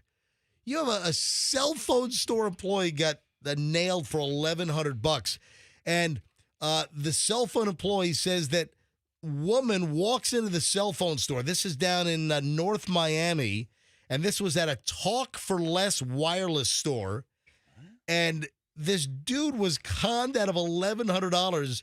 Woman walks in and says, "Hey, can I send a text, please?" Yeah, and she had a whole story that she needed to send a text, and her phone was lost, or her phone was dead, whatever the story was. And this cell phone store employee hands this woman his cell phone, and then she gets on to Cash App on his cell and sends herself $1,100. Wait a minute. Wouldn't that take a little bit of time? Like, first of all, you got to go through the guy's apps and find it. Then you got to log in. Then you got to put in. I'd be like, what? It doesn't look like you're sending a text, sir. It looks like you're going through my phone. Am I wrong? Wouldn't you be like, what are you doing going through what's all the tapping? Maybe you're distracted. You turn your back for a second. Unless they go, all right, I'm going to go walk this way and text. I'll be right back. She was able to do whatever she needed to do, determine that he had a Cash App. I mean, listen, this is from Channel 7 Miami. This is not some, made-up story. I just don't see how it's possible that you let somebody have your phone for so long. This is not some urban legend internet, warning. This is from Channel 7 Miami. An employee at a cell phone store in Northeast Miami-Dade was conned out of cash by a clever criminal who asked to use the victim's phone. The employee asked not to be identified or show his face on camera, said that his mistake was believing the woman who targeted him in the first place. I gave her my phone. She said she needed to make an emergency text that something was wrong with her phone. And could I use your phone to text my mom? And then she gets into the Cash App, sends herself $1,100. What a rube. So I was at, I'm trying to think if it was the Target. It was a parking lot in a shopping center off of Dale Mabry, North Dale Mabry. Mm-hmm. And I think this was within the last year. And I had one of my daughters with me. And as I was pulling out, I see these boys, they start, teen boys start running towards me and start knocking on my car window. And I roll down the window, and that was mistake they number had, one. right, I know. But they had, backpacks or whatever with them. And they're like, hey, we want you to, we're part of a recreational team, and we would like for you to donate. And I was like, I'm so sorry. I would love to, but I don't have any cash on me. I would love to. And then they one kid reached his hand, broke the plane of my window, Whoa. reached into my car to try to grab my phone out of my hand, and was like, I'll take your phone. I can do, we have an app. We can do it on that. And I was like, no. And I just said, you don't, you can't touch my phone. And you're making me uncomfortable. Yeah. So move. The other move is they grab your phone, they run off with it. Yeah. So maybe not just using an app to try to scam money out of you. Mm-hmm. Steal the whole phone, Yeah, right? just that's a whole other issue. Yeah. What was that? There was a press release from St. Pete Police in the last month. They had some story from St. Pete Police. It was a couple of weekends ago that there were like 12 cell phones stolen, and mostly in bars where you have some of these marauding pack of thieves. They're going into bars on like crowded Friday and Saturday nights, and they're looking for phones in a crowded restaurant or bar where people are standing up at a bar, and you got thieves that are rolling in. And if somebody has a phone that's just down on the bar or on a table, or people that have a cell phone tucked in their rear pocket. I remember recently St. Pete Police did a little press conference, and they put out some kind of press release. I think it was like 12 phones were stolen on a recent weekend in mostly downtown St. Pete in the bar scene. It seems I see more cell phones just sitting on tables. Yeah. as a matter of restaurants? In New York, that's a big issue. Yeah. And in New York, you got to be careful because you have a lot of these restaurants with the outside tables on the sidewalk, and people are warned. Folks, let me give you a little heads up tourist warning. And this goes for anywhere. This goes, this could be Beach Drive, with the outdoor dining right in St. Pete or, Water Street or wherever. If people that are but the big problem over the years in New York, people are just outside on the sidewalk at a table outside of a restaurant, cell phone on the table, and you got these crooks that roll by on a bicycle, and they grab your phone, and boom, they're gone. They're out. Anyway, so the Miss New York, there's a little follow-up to this as well, that the former beauty queen that lost the $2,000 to the two con kids, she helped identify the suspects. So the two teenage con men who scammed her out of $2,000 by getting on her phone and then sending themselves $2,000 on Zelle, the kids have been identified, and according to the NYPD's 13th precinct, these guys are known serial offenders. They've been doing this a lot. And they're not even from the South Bronx. Apparently, they're from New Jersey. And they come into Manhattan taking the PATH train or buses to the Port Authority, and they're just roaming Manhattan. And, if they took her for $2,000, how much money are they making on a day scamming people by, fraudulently taking money out of their cash apps? That's a pretty good haul, $2,000 a day. That's unbelievable. Anyway, so heads up, I wanted to just cover that again, and then the follow-up that they've identified the scam kids, and they're serial offenders, apparently. Oh, you know what? Speaking of Diddy, I had this in the pile for Diddy, and I forgot. But Peloton. Yeah, I saw this. You see this? Yeah. Peloton is cutting all Diddy music from their playlist for their classes. I wonder if the Wild Station is cutting Diddy music. You mean our station down the hall? Yeah. Why don't you go down and ask Meredith or Orlando? All right, I'll be right back. No, I'm kidding. I don't have to do it right now. So, this is old news now. I didn't know this because I'm not nearly as hip as I make myself out to be. Oh, really? Oh, you fooled us all. Really? Yeah, but I guess last year when Cassie filed her lawsuit, yes, Kesha dropped P. Diddy from her song. TikTok? Yeah, wake up in the morning feeling like P. Diddy? I wake up in the morning and feeling like P. Diddy, yeah. Right? Now she says, and F. P. Diddy. Does she? Yes. Okay, so she performed it at Coachella. Well, I think the radio edit might be like, I wake up in the morning feeling just like me, but she dropped P. Diddy from the song. Yeah, good for her. In support of Cassie, absolutely. Well, guess what? Now Peloton is dropping all P. Diddy songs from the Peloton playlist. Good. Screw him. So if that's the only song that got you going, you're going to balloon up like a whale. Yeah. Because I'm embarrassed to say I've seen him live. Embarrassed. I never saw Diddy. I always saw the Bad Boy for Life tour. Does P. Diddy have that many good songs by himself? Yeah, I was actually... More money, more problems. I was asking myself that the other day. A few? He does this a lot. Yeah. Yeah. Uh-huh. Nothing gets me pedaling a bike faster than yeah. Roxanne, you think that Word, the actual Microsoft Word program, you think that it's going woke? Oh, I think it's gone woke. Yeah. The program? I was actually editing a piece the other day. I have not seen this. So Roxanne has an observation. Maybe some listeners can confirm this. All right, so you claim that Microsoft Word ought to be called Microsoft Woke now? Sure thing. Well, I went to... That's funny. I went to they have the little tab here. So you hit review and then you hit spelling and grammar. And then it has a whole little editor box come up. You just got to tell us, but first, what were you writing? What actually happened? A blog piece for our myq105.com, mjmorningshow.com.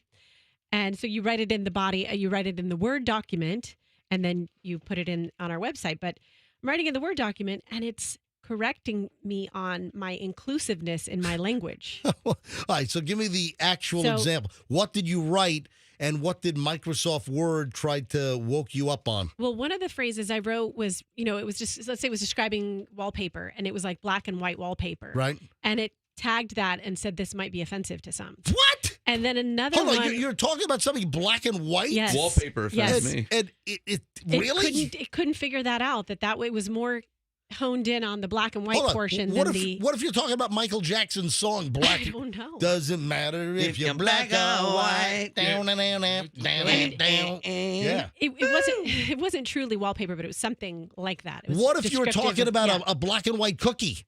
Who likes black? I love a black and white cookie. It's the most racially sound cookie out there. And then the other one that it's flagged. Well, it's flagged me on a bunch of stuff, but the other one that comes to mind is I said right-hand man. And it said this would be offensive to some. This is not inclusive of all genders. What do you mean? Like tubing it? And then it suggested that I use like person who you can trust. Or a right-hand person. Yes. So it didn't want you to say right-hand man because that was too gender-specific? Yes, it did. Are you kidding me? No. Hold on. You're telling me this is Microsoft Word? Yes. Mm-hmm. I'm watching it right now. I just put it onto my book, and I'm having it processed for my book to see how many inclusiveness offenses I have.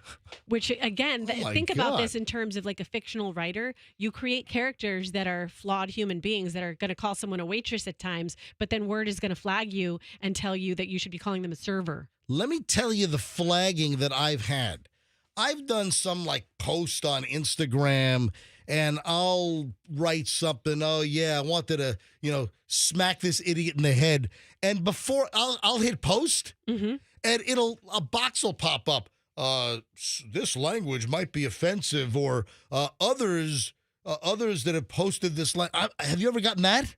Yeah, I got flagged one time on IG for butt pictures that we showed on this program right. But I know I haven't gotten the preemptive, hey, you're about to post this, you better think twice, it has violent language. But computers, and this goes back to AI, can't really understand hyperbolic language. They can't understand, oh, MJ's making a joke about smack. They don't have that computer chip to be able to discern that. Well, and I'm writing something, it's clearly hyperbole, and I've gone to post it. And Instagram, a box pops up. Are you sure you want to post this? This language might be offensive to some. It's like, shut up. I want to post it. Boom. Yeah, get AI editing all our language on all our posts and all our documents so it can water us down and make all of our language and literature and thoughts on IG boring as can be. So on this computer that MJ and I share, I have Word 2016, right? I don't know if that updates or what. Good year. But I just wrote a very offensive paragraph to a certain demographic of humanity. How do I check the wokeness on it? Okay. All right. So Roxanne, I hope this is updated, but if not, you can send it to me and I can try to. This is probably a pirated 2016 version. Something tells me that it might not be up to date. Yeah. So what do people go to? But you would go to review. So it's a tab at the top. So click review. There you go.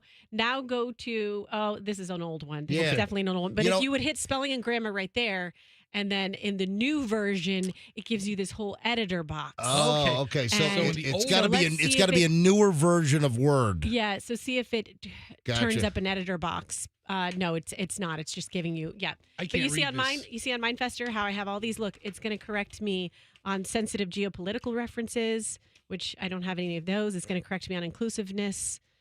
So it's a whole deal. Right. A whole extra piece that's going to change the way people write if you take all these suggestions. And some of them are not ill-intended if I'm describing black and white wallpaper. I like Microsoft Woke.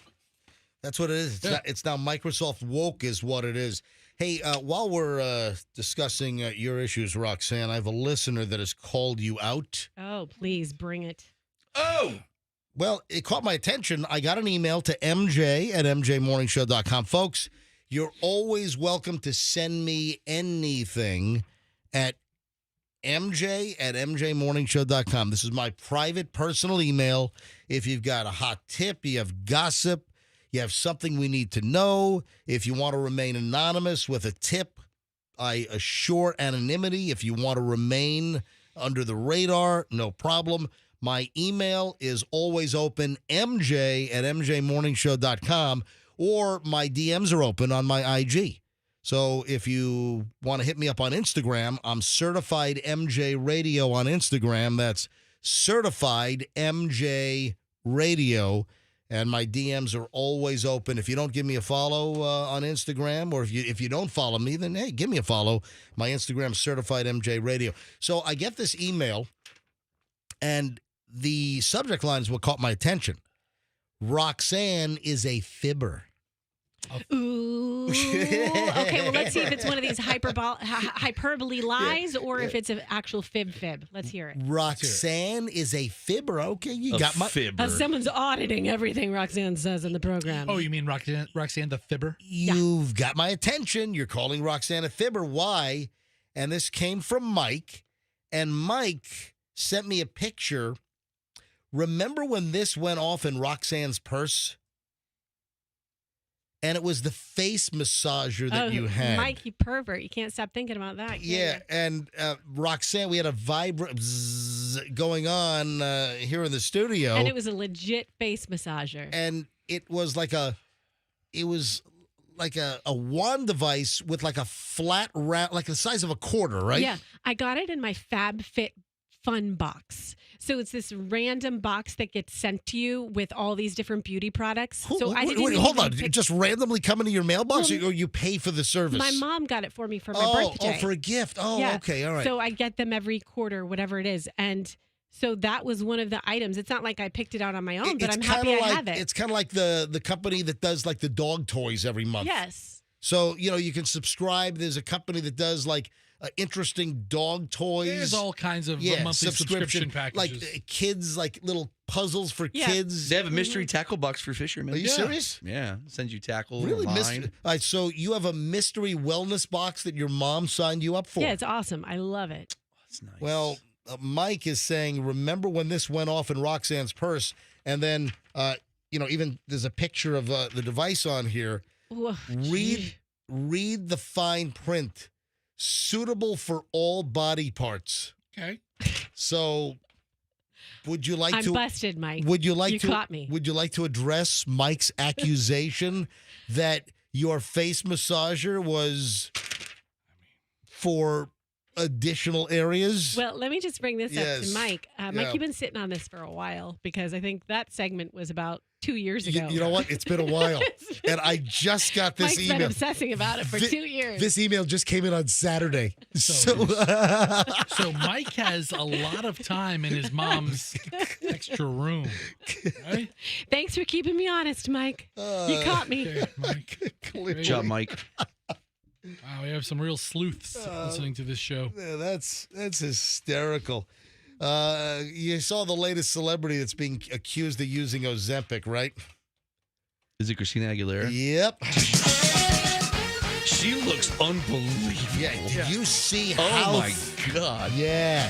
So Christina Aguilera has lost the equivalent of a Volkswagen. Okay. Give her face.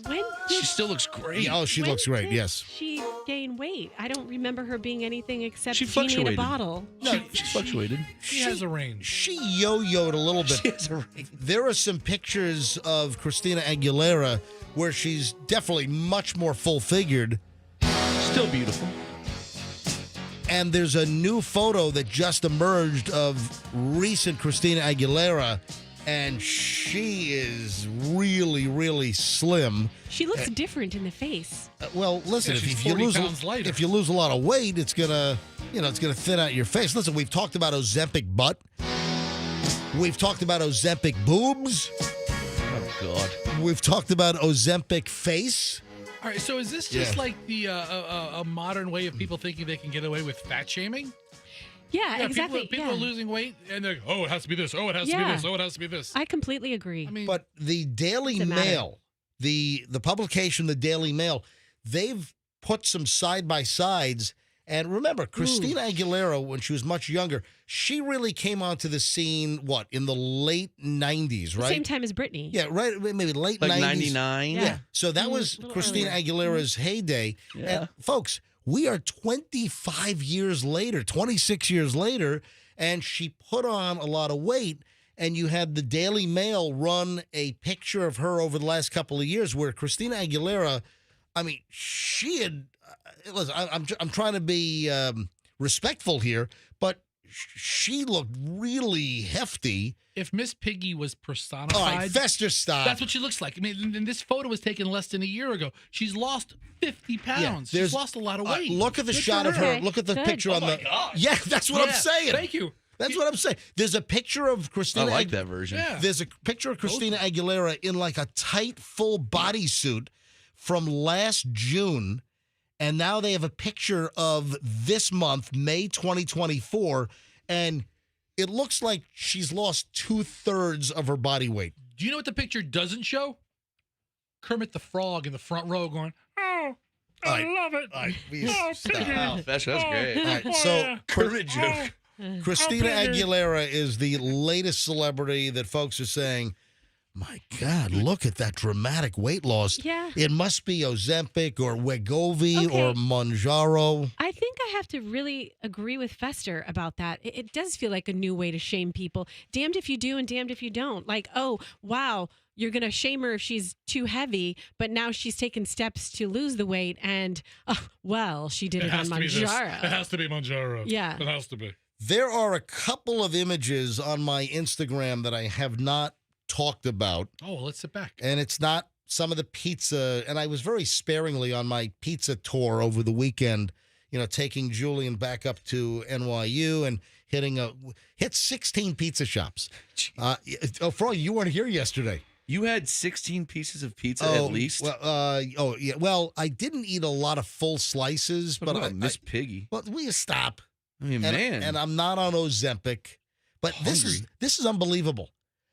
I weighed myself yesterday. I came back from New York after shoving my face with pizza and dim sum. I came back 3 pounds lighter. I know we walked a lot, but how the hell did that happen? You got a disease or something? Yeah. So, Froggy, I know you weren't here yesterday, but I went up to New York to take Julian back to college.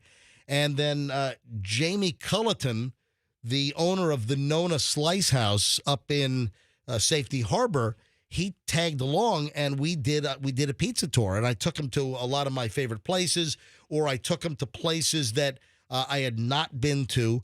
And, man, we had a whirlwind. Julian went along. Jamie brought his 2 kids. And we had a great weekend. We hit 16 different pizza shops in Manhattan, Queens, and Brooklyn, and it was spectacular. Anyway, a couple of things on my Instagram that I didn't speak about yesterday. First of all, you see the picture of Chloe in the shower holding up one of my favorite wine glasses filled with wine? Did you that see was the awesome. I love it. Shower wine. What is that? What's up with that? She's drinking in the shower? Someone sent me a joke that, it's recommended that when you get older that you install a bar in your shower. I love that And idea. then Chloe's got a bar going on in the shower at 22 years old. Now, so I don't want this to sound creepy, but Chloe is like taunting me over the weekend. She knows I'm 1,000 miles away. I'm up in Manhattan with Julian, and Chloe is in the shower, clearly with no clothes on, but it's, from the shoulders up. Her hair is wet, and she's holding one of my favorite wine glasses. It's the Restaurant XL. It's just a great Cabernet bowl, just a big bowl on this wine glass, and it's called the Restaurant XL. Froggy has a couple of things at his house that he loves with a big bowl at the end. Yeah, tell me about it. Good. Yeah, Good one. Froggy's probably got a big bowl in his pocket right now. Funny. All right, so Chloe in the shower taunting me. And I was waiting for her to send another picture out, and it's like the label on one of my expensive wines. So while I'm away, she's popping wine at my house, and she's drinking in the shower. She's out of control. Well, she could have been having a wild party with all of her college friends. What's next? OnlyFans? Yeah. So who's taking the photo? Chet? So it's the Riedel Restaurant XL wine glass, which is my favorite wine glass. And if you know someone in the restaurant business, they can get them for like $10 a glass instead of the $25 that they charge retail. It's crazy. Enough about the glass. Did you hear what Fester just said? What? He Who's taking the picture? Chet. as to assume they're naked together. Fester? That would be a taunt. Hold on, I missed it. You said the chick was in the shower. Please stop it. Who's taking the photo? And then I paused for a nanosecond. It's a selfie. With my perfect timing. If it's a selfie, she's got some long arms. Clearly, it's a selfie. All right, you want to see my daughter in the shower holding up a wine glass? That sounds cool. That sounds creepy. Anyway, do listen, anything for IG hits. I'll tell you what, man. This is shameless. Getting low. This is. You know what? The only thing on your Instagram that I want to talk about. Well, hang on. I'm getting to that I next. have other stuff too that I want to talk about. Hold on a minute. I have stuff I want to talk about. If you want to see Chloe in the shower with a wine glass taunting me, go to my Instagram, Certified MJ Radio. That's Certified MJ Radio. And then, Fester, the other item that you clearly want to talk about is this right here. Watch. This has a tire on his head. Yes, sir. Yes, sir. I got it, baby. I like your commentating. What the hell? So there's this guy standing out front at Giuliana's in Brooklyn, and a guy drives by with a tire on his head. Seriously. On the sidewalk, the guy is on one of those Citibank, the city bike. You know, the city bikes? Yep. The guy is on the bike, and the guy's got a huge car tire on the top of his head. Why? I don't know. It looks like a sports tire, like a 20-inch rim sports tire. It looks like a big, wide car tire. The guy's on a city bike on the sidewalk, and he's like weaving around people, and he's got a freaking tire, a full-sized performance tire. Good for him. Balanced on his head. That video is on my Instagram as well. You got to take a look at this. I like your commentating, just like deadpan. Yeah. This guy has a tire on his head. Tire on his head. Yes, sir. I got it, baby. You got to see this. It's on Certified MJ Radio. It's on my Instagram right now, Certified MJ Radio. And I've never seen a guy driving down the road with a tire on his. I don't know if there was a gimmick. I was trying to see. What's the act? There was no like chin strap. I'm like, how is this like really a real tire? The thing was like just unbelievably balanced on this dude's head. How the hell did he do this? Take a look at the video. He's obviously a performance artist of some kind, right? But is the guy like, I mean, he whizzed by me so fast. If he was like bucking for a tip or something, he just drove right by. I mean, are you supposed to like throw money in his tire as he goes by? I don't know. That's funny. Change at him. That's a good idea. So go check out the video on my Instagram, Certified MJ Radio. We're blinking. And give me a that's fine. Give me a follow while you're there. No one knows that. All right, what were we going to say? What I was going to say is there's another photo of you. I didn't know if it was affecting us. There's another photo of you where you have this smile on your face, and it's a smile I've never seen from you. It's an expression I've never seen you make, but I've also never seen you this happy, like you just escaped pizza rehab and you've seen your pizza supplier again. You just got your fix. Where the heck's this? It's the one with you and the legendary Gio, the Brooklyn pizza genius. Oh, from Luigi's Pizza of Park Slope. And you look like you're high. I mean, you look so... Hold on, you think I look stoned in this picture? Like you just got a fix, like your pizza fix. Yeah. All right, go look at the image of me where Roxanne thinks I look like I'm strung out. Yeah, just all right, that's great. Got your little. All right, MJ, I just typed into my phone while we're looking at the bicycle guy. Yes, he's a thing. Guy with the. I know there's a guy riding around Manhattan with a microwave on his head. What? You haven't seen the microwave man? Do you put the money in the microwave? No, there's a guy that's on like a motor scooter or a bike. And he has a full microwave oven like you have in your kitchen, and the whole bottom is hollowed out. And his head is through the bottom of the microwave. He's driving around with a microwave on his head, and then he like skids in front of a camera and opens the microwave door, and he talks to you. So he opens up the door. I hate New York City. And there's his head. So there's a bunch of videos of this guy, and maybe this guy or maybe other guys with tires riding through the city. There's another video of a guy with a big screen TV on his head. you got a guy with a microwave on his head. Oh, boy. I got a couple of airplane stories we got to get to. And, one of these is, I might want to take some phone calls on one of these. Also, we will give away the next $1,000 before the end of this hour.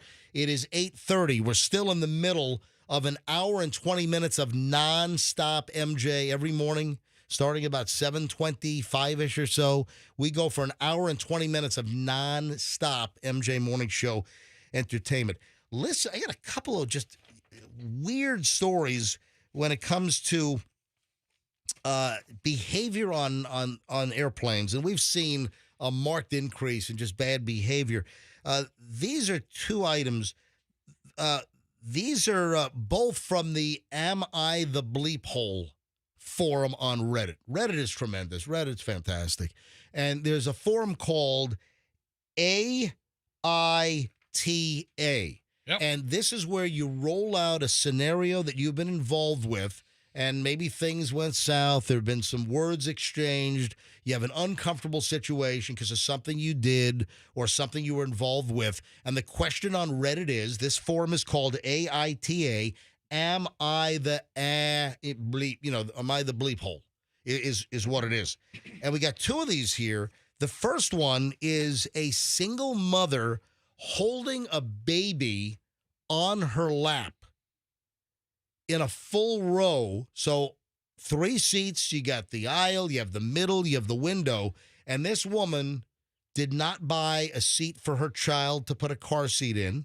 And her claim was that she just doesn't have the money to buy an additional seat. So this woman is telling her story on the Reddit forum, and she claims that another woman tried to shame her for traveling with her small baby, an infant, who made a little bit of noise during the 3-hour flight after she switched seats. So let me roll this by you. This woman says she's 31 years old. She's traveling alone with her 19-month-old son. All right, that's pushing it, right? It was a 3-hour flight. Well, you can hold kids until they're 2, I believe. I think the airline, the FAA airline rule is you can lap carry a kid until they're 2. So he's a year and a half. So he's 19 months old, 3-hour flight, and the woman said that child was an acceptable age. The infant was sitting on her lap, mom's lap. She also had a big backpack with all the necessities that she kept on the floor, so it's easily acceptable. She says she got assigned a random seat, 12C, at the check-in, and she ended up in a row with no empty seats. So all the seats were taken in her row. And she said that when she travels, she does appreciate it when one of the seats, which would be the middle seat, is empty. It just gives you some more space, obviously. And the woman claims that the flight attendant came up to her before the plane took off and said, would you like to move 3 rows up? There were 2 seats available, and that at this airline, she doesn't mention which airline, but the airline, the flight attendant said that, listen, we try to accommodate people with young infants. So here's a woman 3 rows up that had the whole row to herself. Okay. So there's 2 additional seats. So if this mother with the infant moves up to that row, there's still going to be the middle seat clearly is going to be empty. Oh, she's going to plop her kid in that middle seat. Oh, man. So this woman up there, did she get bent out of shape? Oh, my God. So the mother said she accepted the flight attendant's offer right away, moved her things, and the other passenger just gave her the stink eye, side eye. Immediately, the passenger did not appreciate it. She started complaining to the flight attendant that she was planning to sleep on the flight, that it would be impossible now, that she specifically chose this seat while checking in because the row was empty, but now it's going to be a nightmare, in quotes. The woman said the flight attendant simply explained that both my seats, old and new, were standard seats. They were not upgraded seats, and the woman only paid for her 1 seat and was not guaranteed the whole row to herself, even if it looked like the row was empty when she made her seat selection. And the flight attendant said the policy of the airline is to accommodate young parents whenever possible. And then the mother goes on to write that the woman told me that I should be ashamed to impose all this noise on people who are just trying to enjoy their flight, especially since it wasn't even my seat and I didn't pay for it. All right. I mean, there are curmudgeons everywhere, man. Yeah. Man. I like the flight attendant for, looking out for the mom and trying to help families traveling because it is stressful. She said that her son only ended up crying once during the 3-hour flight, but got a total stink eye and rude comments from the all disgruntled, ruffled feathers fellow passenger. So the mother wanted to know, am I the bleep hole for moving 3 rows up at the behest and offer of the flight attendant? No, you're not. No. You're not the bleep. Absolutely not. And maybe with a little extra room, maybe her child behaved better. Maybe if she was jammed back there, the kid would have been screaming more. Yeah, I got your back on this. And then, this is bizarre. We have a woman in the middle seat that would not move when a larger passenger needed to get up from the window seat to go use the bathroom. Who does this? Who refuses? It's rude. Oh, my, this is an insane story. What is wrong with people? Why are people out of their freaking minds? Why didn't the big person just steamroll? So this is a bigger passenger and says that the roommate was totally passive-aggressive, refused to get up when he needed to go to the bathroom. Wrote, honestly, I felt terrible. The man explained that he was on a long flight and he had to go to the bathroom. Sure, you got to go. And the woman in the middle, when asked, can you please, I got to get to the bathroom.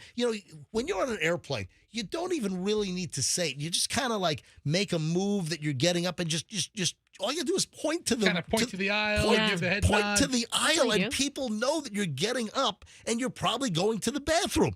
The woman in the middle would not get up. I would have walked right over her. Refused. The guy had to squeeze. Okay. She apparently tucked in, pulled her leg, and he had to squeeze in front of her. Question for you guys. Well, that's a perfect example. That's a perfect scenario where you just give her a face full of butt crack, Okay, you know? But do you give butt or crotch? Because I always am curious about that. Oh, that's a good. I like it. That's good. Right? When you climb over someone, if they're unwilling to move, is it more offensive to put your butt in their face Hey, you're moving down the aisle. Let's say you're at Raymond James Stadium. Right? Yeah. Let's say you're at Amalie Arena. applies anywhere. Right. So this is good. Do you do a crotch frontage or do you do a butt frontage? Yeah. What do you do? I mean, actually, the crotch one feels more aggressive because you're staring at, your face is facing them as well. But then the butt one kind of seems rude as well. What do you do? This is a great question. See, the butt one, you have the possibility of falling backwards. What is protocol? So when you're in a movie theater, for instance, and if you've got to get up, what is more acceptable? Crotch facing the person, your face and crotch facing the person you're getting by, or your back and your butt facing the person? Right. Is there a protocol here? Is there an acceptable action, Fester? Oh man, yeah, that's a debate right there. In an airplane, though, it's so hard to turn in your leg space, especially if you're a larger person. I want to go to the button crotch phones right now. Okay. All right, folks, this is not for the money, not yet. Hang on, I got to delay this for a minute. I need to take some calls quickly. We need to know. So you're in a row, movie theater, stadium, arena, and you're in a row with 20 seats and you're in the middle or wherever and you got to get out. Do you do the butt facing the people as you walk out, doing the side shuffle, or do you do the crotch and face facing the people? Because there isn't enough room to go at a side angle. Let's go. 800-990-1047. You got to do the side shimmy because there's not to walk out you can't walk straight. Right. When if all the seats are folded up and no one's there, sure, then you could walk straight down. But when it's packed, you got to do the shuffle. You got to do the side. So are you facing the butt towards the person or the crotch? I mean, this is a very serious dilemma, or this is a very a social question. Yeah, I mean, it feels like if you're doing the crotch at any given moment, you could give someone a lap dance, and that just feels so aggressive. Remember that song by, what was it, Doing the Butt? Remember that song? Yeah. Yes. One of the greatest songs. Work it. Like, hey, Fester, bring that up. Go to YouTube. Bring up the butt. Who was that? EU or something? EU. Look, they were ahead of their time. They called the European Union before that even happened. All right, let's go to the phones. Every line is jammed. Are these people calling for butter crotch, or are they calling? They are. All right, good. They're following instructions. They're not calling for the money just yet. Let me grab line. Doing the butt, or you doing the crotch? That's what I want to know. You've got about 100 people on hold here. Oh, I want to tell you. 100? Yeah. Yeah. Is there a correct answer? Every line is jammed here. Rico in North Carolina is the first call. Hey, Rico, welcome to the MJ Morning Show. Hey, how you doing, MJ? Doing fine. All right, so what's the story here? What do you like, the crotch or the butt when you're shimming out of a row? Well, I hate doing any of them, but I'd rather give the butt because it leaves this way you can grab the front chairs and not tip over or fall over. Because a lot of people, sometimes they scoot sideways, but they still leave their feet in the way. All right, so you like the butt facing the person. Rico, thanks for the call. Let me grab Brian. Are we getting all guys here? No, I see there are. Yeah. No, there's Sheila. Oh, we have two women on hold. Oh, all Sheila. Right, Brian, you're on. Hi, Brian. Welcome to the MJ Morning Show. Butt or crotch when you're shimming out of a row? I say stick your butt in their face and let one rip as you're going by. Oh, yes. Oh my That's right. God. What It's called a crop duster. That's terrible. That's awful. Let me grab Sheila in St. Pete. Oh, Sheila. You're on the MJ Morning Show. Hi, Sheila. Hi, and I'm butt and hopefully a little bit of flatulence. Oh, what's going on? I wanted to say that, but I thought it was irresponsible. Why would you crop dust someone you're just trying to get by? Yeah, they didn't do anything. Because they're rude enough not to stand up to let you by. I see what you. So you think the person ought to stand up, push the seat, let the seat spring up, and give you even more room to get out. I see what you're saying. Got you, Sheila. I got it. Thank you, Sheila. Let me grab Ryan in Palm Harbor. Ryan, you're on the MJ Morning Show. Hey, good morning, guys. I would totally, this is one of those things where it can get a little precarious, Let's say you're a guy and you got a woman in front of you. You could have a Me Too situation going on. If you do the crotch. A Me Too situation. You don't one thrust. of those girls that's like, I was actually there was a guy who put a crotch in my face, because I totally agree. It's more offensive. I would never complain, but, You think Harvey Weinstein did the butt of the crotch when shimming out? And he went to a lot of events. He didn't ask questions and just was naked and did full frontal. He did the plan. Ryan, thanks for the call. Tanya, a couple more calls. Every line is jammed. I got to give away the money here in a minute. You do. Tanya's in Apollo Beach. Tanya, you're shimming out of a row. Do you do the butt or the crotch facing the person in the seat next to you, or the whole row? I feel like it's going to depend on what the person is doing in the seat. If they're being, polite and standing up, I'll just shimmy, butt first. Kindly make my way past while saying thank you. Otherwise, I'll turn around and give some aggressive eye contact. Cool. I like that. Look at that. Yes, good answer. Eye contact. All right, Tanya, thanks. I'll grab two more, Andrew, and then I got to clear the phones to give away the cash. Larry in Deltona. Larry, you're on the MJ Morning Show on Q105. Hi. Good morning, MJ. Hey. I tell you, the rule of thumb for me has been always, since I was in high school, if it's a row of beautiful women, they get in the crotch. If it's a bunch of guys, they get in the butt. See, I love that people have strategy about this. They thought about Very it. sexist. Larry has something for everybody, though. Man, this is a thing. Thank you, Larry. Appreciate it. Last call, Jeanette in Tampa. Jeanette, you're on the MJ Morning Show. Butter crotch. Hi, good morning. I say whichever is smaller, your belly or your butt. Oh. Okay. But let the big part hang. But then the bigger part is going to bounce into the heads of the people in the row in front of you. True. Jeanette, thanks. They lean forward, Thank you. Hey, have a great day. All right, let's give away the money right now. So it's 8:46. 8:46. Got another $1,000 to give away. It's the $40,000 MJ Morning Show money heist. You got a shot at $1,000 right now. Just be caller number 50. Caller 50 right now, 800-990-1047. That's 800-990-1047. If you're the 50th caller and you know the winner of last hour's $1,000, you win the new $1,000 from the MJ Morning Show and the Kemp Law Group. Yeah, last week we gave away $20,000 with Lukens. This week we're giving away another $20,000. This is only Tuesday, folks. This is only Tuesday, 8 o'clock hour. We still have $1,000 to give away next hour.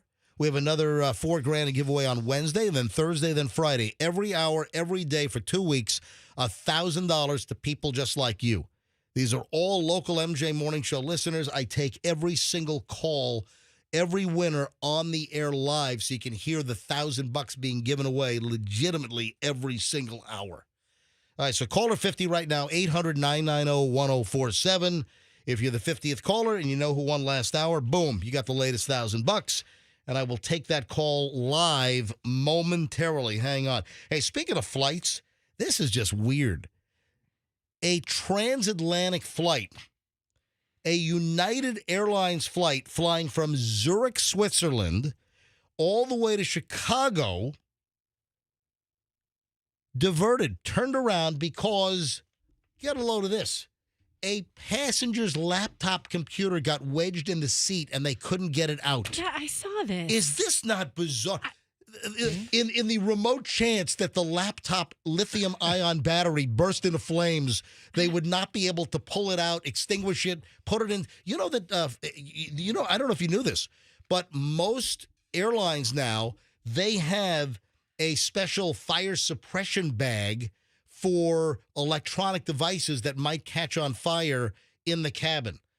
Cell phones, laptops, battery banks. Throw it in the bag, seal it, and then it extinguishes itself? You're supposed to put it in the bag. It's like a fire bag for a lithium-ion battery fire. You know, where you're really screwed is if someone has a device in the checked luggage underneath the airplane, and that's why they tell you no lithium batteries underneath because there's no one there to put it in a bag.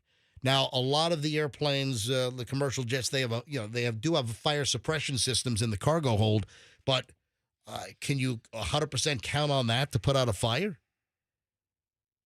Good question. Yeah, but this airliner, it turned around. A transatlantic United Airlines flight diverted to Ireland. They were like 500 miles over the Atlantic and turned back around and landed in Ireland after leaving Zurich on the way to Chicago. United Flight 12.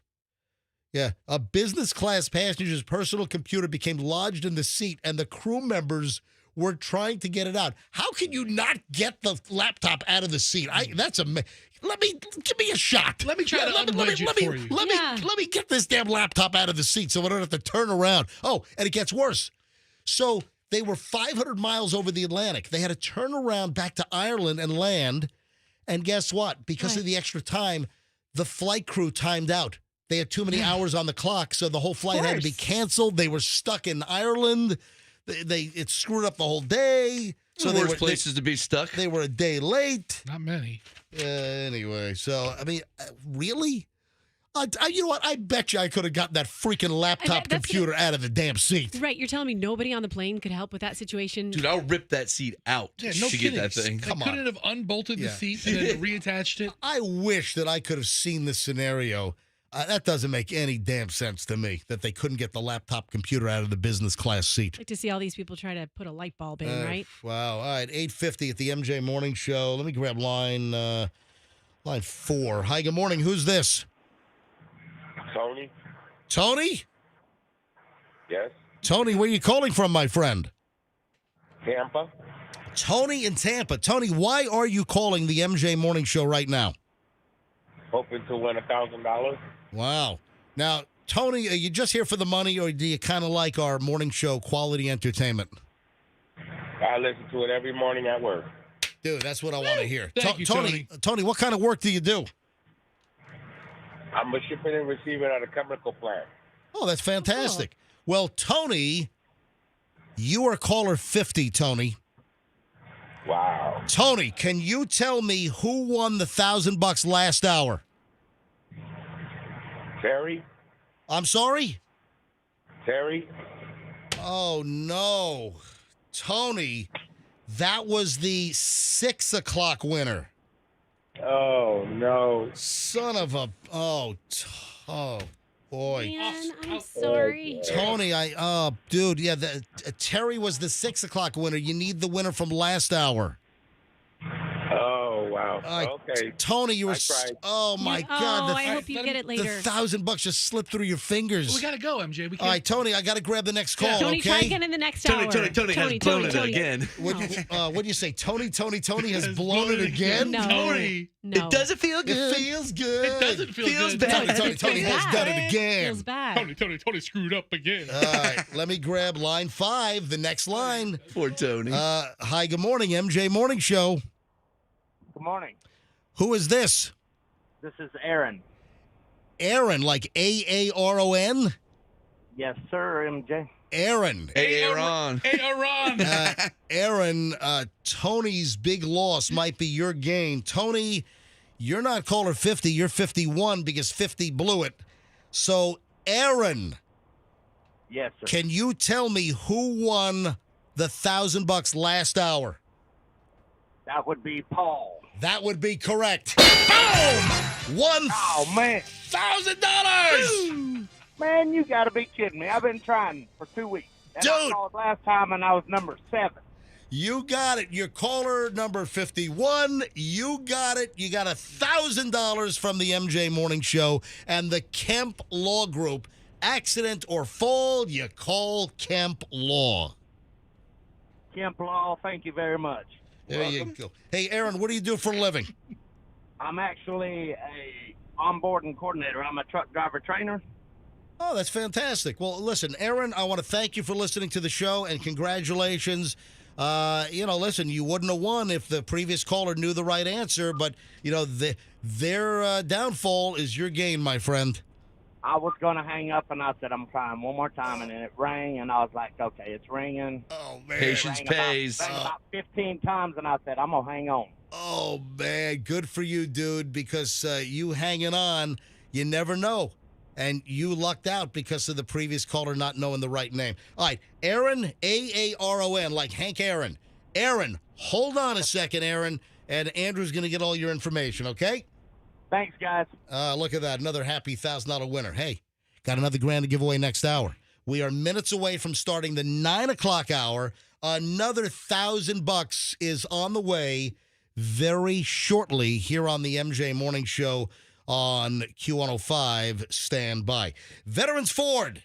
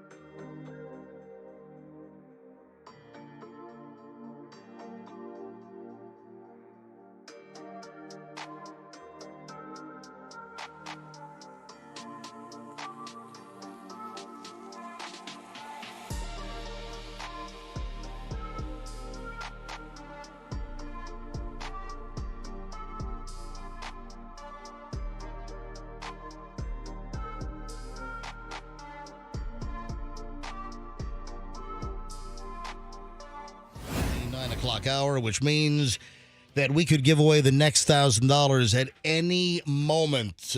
Legally, we are within bounds right now from a legal standpoint. And, of course, we are highly regulated. So, 9 o'clock hour is here. At any point between now and the end of the show, I could tell you to call up, be a certain number caller. And if you are, you know who just won a few minutes ago in the 8 o'clock hour. You'll win the next $1,000 with the $40,000 MJ Morning Show Money Heist here on Q105 at 104.7 FM and streaming all over the place. And YouTube TV, waving to all the folks watching us on YouTube TV this morning. We have a lot of ground to cover, including what's going on with Tom Cruise's skin and the sag, and people are asking questions. Roxanne, I know you saw this as well. Fester, you don't know about this, but you see it in the mirror every day. Oh, that's not all right. That's not necessary. All right. Okay, I'm sorry. I'm sorry. Sorry. I'm sorry. I'm You sorry. know, All right. fat jokes. All right. I apologize. All right, here we go. All right. So plastic surgeons are commenting on some photos that have popped up recently of Tom Cruise's sagging skin. Now, Tom is what? 61 years old now. Okay, there you go. Yeah, stuff sags, right? Mm-hmm.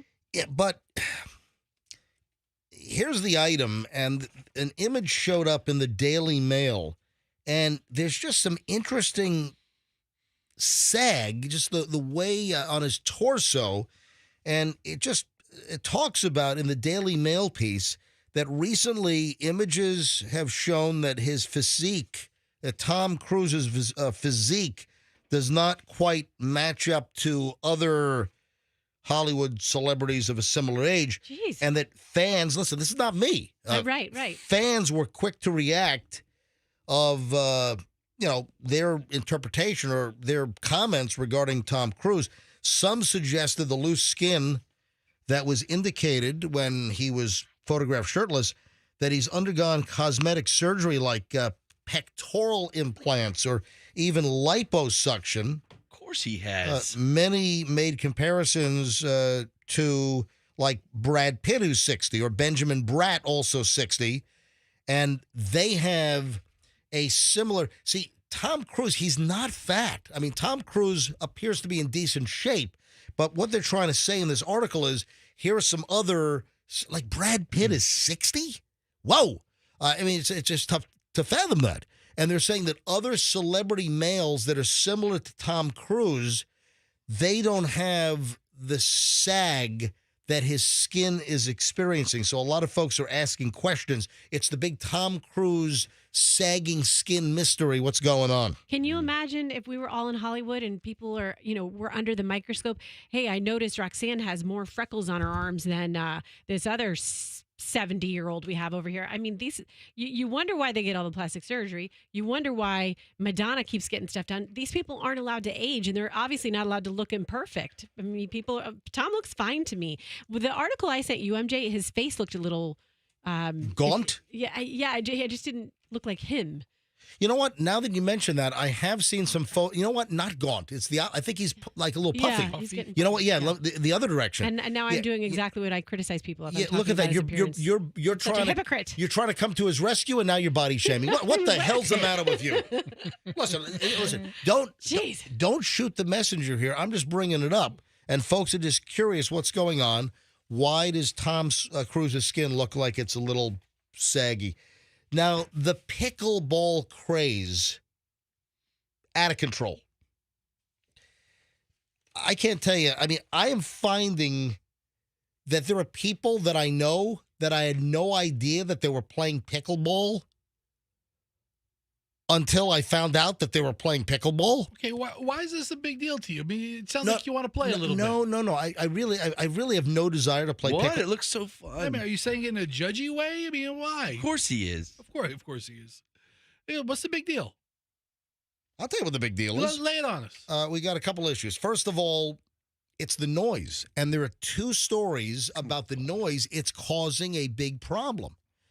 Hey, I just found out, the guy, the doctor, Dr. Malcolm Root, who is my urologist. He's the guy that removed that 10-millimeter stone that I had last year, and I was doing my 5-mile walk in the neighborhood a week and a half ago, and he pulls into the neighborhood because he doesn't live too far from where I am, and I'm down West Shore, and I'm on a street way south of where I live, and he's pulling in, and he sees me and he stops. He's like, "Hey, what's going on?" And I could tell he's all sweaty and everything, and he's like, "Yeah, I'm just coming back from playing pickleball."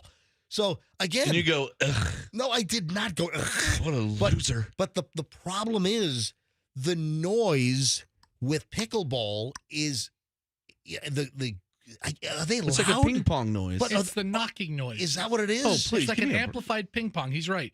Because you use a wooden paddle. And a wiffle ball, And a right? wiffle ball. It has this like a plasticky sound. Well, apparently the noise is bugging the hell out of people. Well, also, tennis players are getting angry because a lot of pickleball players are commandeering the tennis courts at a lot of these municipal complexes. Do you remember the story we had? It was out in L.A. It was somewhere in, I think it was Santa Monica. It was somewhere out near Los Angeles that there was a pickleball equipment shed that somebody torched. Somebody arsoned the pickleball shed, and they thought it was like angry tennis players. It's like a new feud. Well, here's the deal. That burned the damn thing down. In one tennis court, you could have like 16 people play. Yeah. So because pickleball is a screw whole lot tennis more. players. It's a whole lot more compact. Yeah. Yeah. I don't care about these tennis players. Well, here's the issue. This happened south of us. This is down in North Naples. Guy was accused of, this was over the weekend. Guy threatened a group of pickleball players with a machete. Oh, you could use that as a paddle. They've got their little pickleball rackets. This guy comes out with a bushwhacking machete. As according to NBC2 down in Fort Myers, Joseph DeValley, 54, walked up to a group of North Naples Community Center pickleball players, kicked over their chairs, and yelled at them to leave. And then he was accused of grabbing the machete from his vehicle and saying he would beat their asses. He told deputies he felt threatened after the group said that he should make them leave, which prompted him to grab the machete like the macho man he is, according to Channel 2 down in Fort Myers. Yeah, he was charged with 4 counts of aggravated assault with a deadly weapon without the intention to kill.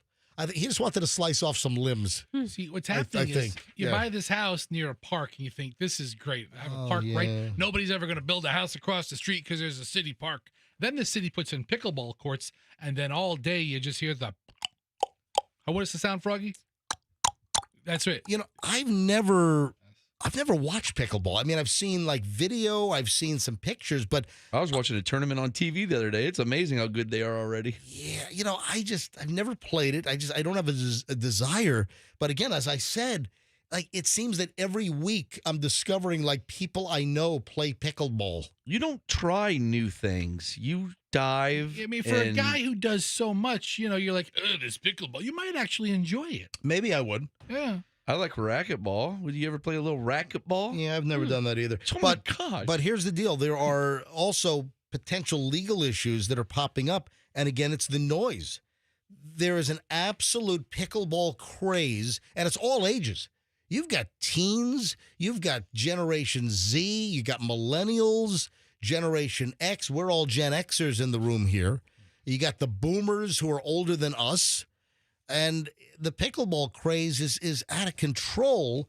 But the question is there any chance that the craze could be upended? And again, it comes down to legal issues and new research from the Acoustical Society of America and Canada. Ooh. They find that the rush to build these courts have overlooked noise considerations. I think that's right. Yeah. So they're putting these pickleball courts in all over the place, and they haven't taken into consideration of the annoying noises that are being made. It's not like it's going on at like bedtime, is it? All during the day. Let's say, people get home in the evening, you're trying to have dinner, and then So what? Yeah, so what? Just a heads up that now there's just a lot of focus on the noise that pickleball is making as these courts are popping up all over the place. Oh, yeah, we want to super serve the community in the neighborhood. We're putting in pickleball courts, the latest craze. But are they taking into consideration the acoustic problems that are going to interrupt or disrupt people that are right near these courts, and they don't want any part of it? Professor, I don't need to play pickleball noises, really. Come on, I want to hear it. We're just sitting here making mouth noises. Pickleball ASMR. Oh, it's pleasant. I like it. It's fun. What is this, 2 hours of pickleball noise? Pretty close. I kind of like it. I'll fall asleep to that. Yeah, you know what? I'm going to turn off my white noise generator and just put on a YouTube of pickleball players. Anyway. What do you listen to before bedtime? Hey, But this is one game. Imagine if it's like 20 games of pickleball going on across the street, and it's just like, it feels like you're getting shot. Does it? Hey, Target apparently is saying to Walmart, game on. Ooh. Yeah, not pickleball, but Target is slashing prices on 5,000 frequently purchased items. Well, let me tell you, I shopped at Target over the weekend, and they hadn't slashed nothing yet. They Went in there for 2 birthday gifts. They slash your tires in the parking Yeah, lot. they pretty much did. The Target tire department I wrestling up some business. I came home on Saturday night. I just been at a kid's birthday party for like 4+ hours. Yeah. And it was just me and the kids. And I come home, and then we had to stop at Target. And I'm in a bad mood. I come in the door, and Doug's all happy because he's been watching golf and drinking White Claw all day. And What a life. He's like, I go, I'm not at your speed right now. Get away. But the funny thing is he's like, why are you in such a bad mood? I was like, because I just spent $1 million at Target with our kids. You cannot go into Target with children and walk out of there. How much stuff did you buy? Yeah. You can't. If you're a parent, it is ask every mom. You can't go into Target and buy anything. Stop. Did you get more Wi-Fi? Or go with your kids. Hang on. How much did you spend? For real? Yes. How much did you spend? $400. What? Yes. You spent $400? Who do you think we are, the cheaters? I was so mad at What myself. did you buy? What did you buy at Target for $400? I went in for 2 gifts. Damn. And then the kids are like, shoes, Mom, we need a pair of shoes. And I was like, oh, yeah, I guess they're growing so quickly. They're growing out of everything. Yeah. It's about a couple items What for do them. you get a week out of shoes now? Pretty much. Yeah. No, my 7-year-old's feet are approaching mine. Oh, like And- what if she has a pituitary gland problem like that Robert Wadlow in the Guinness Book of World Records? I love and, that she, guy. and she ends up being 8'11" Robert He's on her way. Wadlow. from He's on East her way. Alton, East Illinois. Alton, Illinois. Yeah. I saw the statue when I went there. Yeah. Robert Wadlow. Yeah. So $400 Yes. bucks. And I bought a couple items in the CVS department because now CVS is inside No, Target. That's That's about, a whole nother deal. dude. That's 6-7 years ago. That's I not know. new. What a monopoly. That's not new. This crazy thing happened. Yeah. There's a CVS in the Target. Did I hear that they were decoupling some of those? I heard that the CVSs were pulling out of some Targets or something. I thought I heard that. Anyway, so the reason why I brought this up was not for Roxanne's over-the-top shopping habits, and you go in to buy a couple of cheap toys and you end up spending $400 at Target. Yeah. Even the toys aren't cheap. Nothing is cheap there. Yeah. Anyway, so Target is slashing prices on 5,000 frequently purchased items, and this is being seen as a way to go right after Walmart. Because listen, 5,000 items, that's quite a bit. So if you're a Target shopper, you're going to end up paying less for milk, meat, bread, soda, fresh fruit, vegetables, also essentials like diapers, coffee, paper towels, pet food will be also have prices lowered. Are they giving like a percentage of the price cut? Is it like a 2% cut? Or, I mean, I don't know if I would notice that. All right, here's an example. I mean, is this life-changing? Well, all right, here's a 5-ounce bag of Good and Gather organic baby spinach was $3.29. It's now down to $2.99. Okay. Here is a pound of unsalted butter. This is the Target brand. Will now be $3.79, down from $3.99. A 16-count container of Huggies baby wipes that were $1.19 now will be 99 cents. A 20-ounce bag of Thomas's plain bagels was $4.19, now $3.79. Anyway. All right, you could piece together a couple of dollars in savings each trip. Apparently, they have a new slogan. It's watch for falling prices at Target. Yeah. Watch for falling credit scores is what it is right now. So I'm glad they're shifting to this new motto. I've never heard that before. I'm joking because that's Walmart's slogan. Oh, is it really? Yeah, Walmart is. That's what they're. I knew it sounded familiar. Yes, they've been using it for 25 years. Remember they had like the Walmart. watch out for falling prices. Yeah, hang on a minute. Some damn prices gonna smash me right over the head. Oh my God! I just got hit in the head with falling prices at Walmart. Does Walmart still use that? I gotta call the Kemp Law Group. I just had neck damage from falling prices. Say it again. Does Walmart still use the watch out for falling prices? I don't know. Is this a commercial? Yeah. Oh, remember the numbers fell off the side. Remember? Hey, look. Look. Oh, you heard it crack. Yeah, something went from $1.97 to $1.83. $1.87 down to $1.83. Look at that. Fix their signage. I want the dollar to fall off, so it's only 83 cents now. Anyway. Hey, we have what time is it? 9:20. All right, let me take my last break here. So we have one final chunk of the MJ Morning Show. We have an update on that Astro skate brawl out in Brandon. A pretty significant update. Oh, did you see the Denny's sign car crash? I saw that. Yeah, that was on 75? I-70. Yep, on I-75. This is weird. A Denny's sign car. This is nuts. I don't know what's going on here. So we'll get to that coming up. Oh, Kid Rock. Did he just cancel himself? Dude, if it's what I think it is, I thought it looked pretty awesome.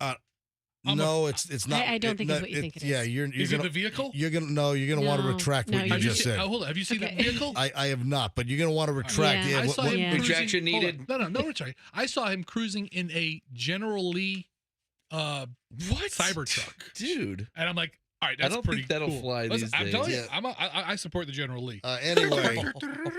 Anyway, we have a lot to get to in the final segment here on the MJ Morning Show. We have $1,000 cash to give away. It's the MJ Morning Show $40,000 money heist, and the final $1,000 for today, Tuesday, is next. Stand by. I got some of the latest.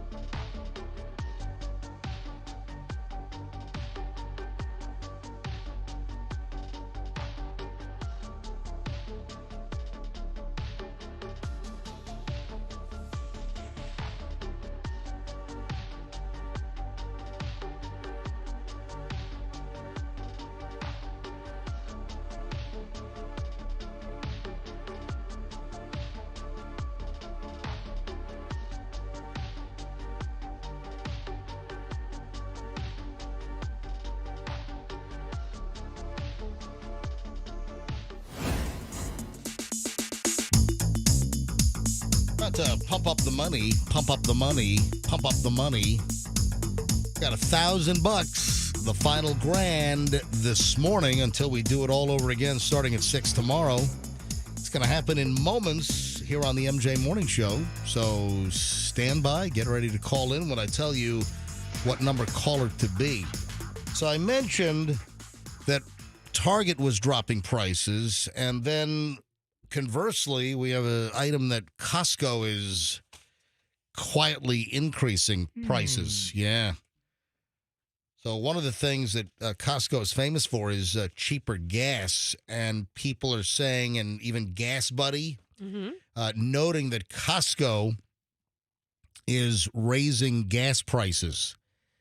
Usually, Costco gas is 30 to 50 cents a gallon cheaper than other gas stations around, but they've been inching the prices up on gas at Costco around the. Now I'm a Costco member, but when I typically go, usually it's been the weekends. I probably need to start shopping like midweek, like off hours, but sometimes you're like, all right, so I'm going to save 30, 40 cents a gallon on gas, but is it worth waiting in a Saturday line as it looks like the oil embargo is back on from the 1970s, and I got. You ever see a Saturday lineup? Well, for you, you're a Sam's member. Yeah, and I see the same line. Where's there a gas station? Because not all Sam's Clubs had gas stations. Where your Sam's has gas? Yeah, I frequent the one in Northdale, Mabry, in the kind of North Carolwood area, Right. and they have a gas situation. So but you've seen those lines, right? If you go there on the right day, it snarls and goes through parking lanes. It's like a hurricane is coming. It's the last gas station in town with gas still in the ground, It really makes you think about the savings you're getting. If you're going to save $8 on the whole tank, is it worth an hour of your life? Yeah. I kind of factor that. Yeah. What's my time worth? So, listen, if you hit the Costco or the Sam's, does BJ's have gas?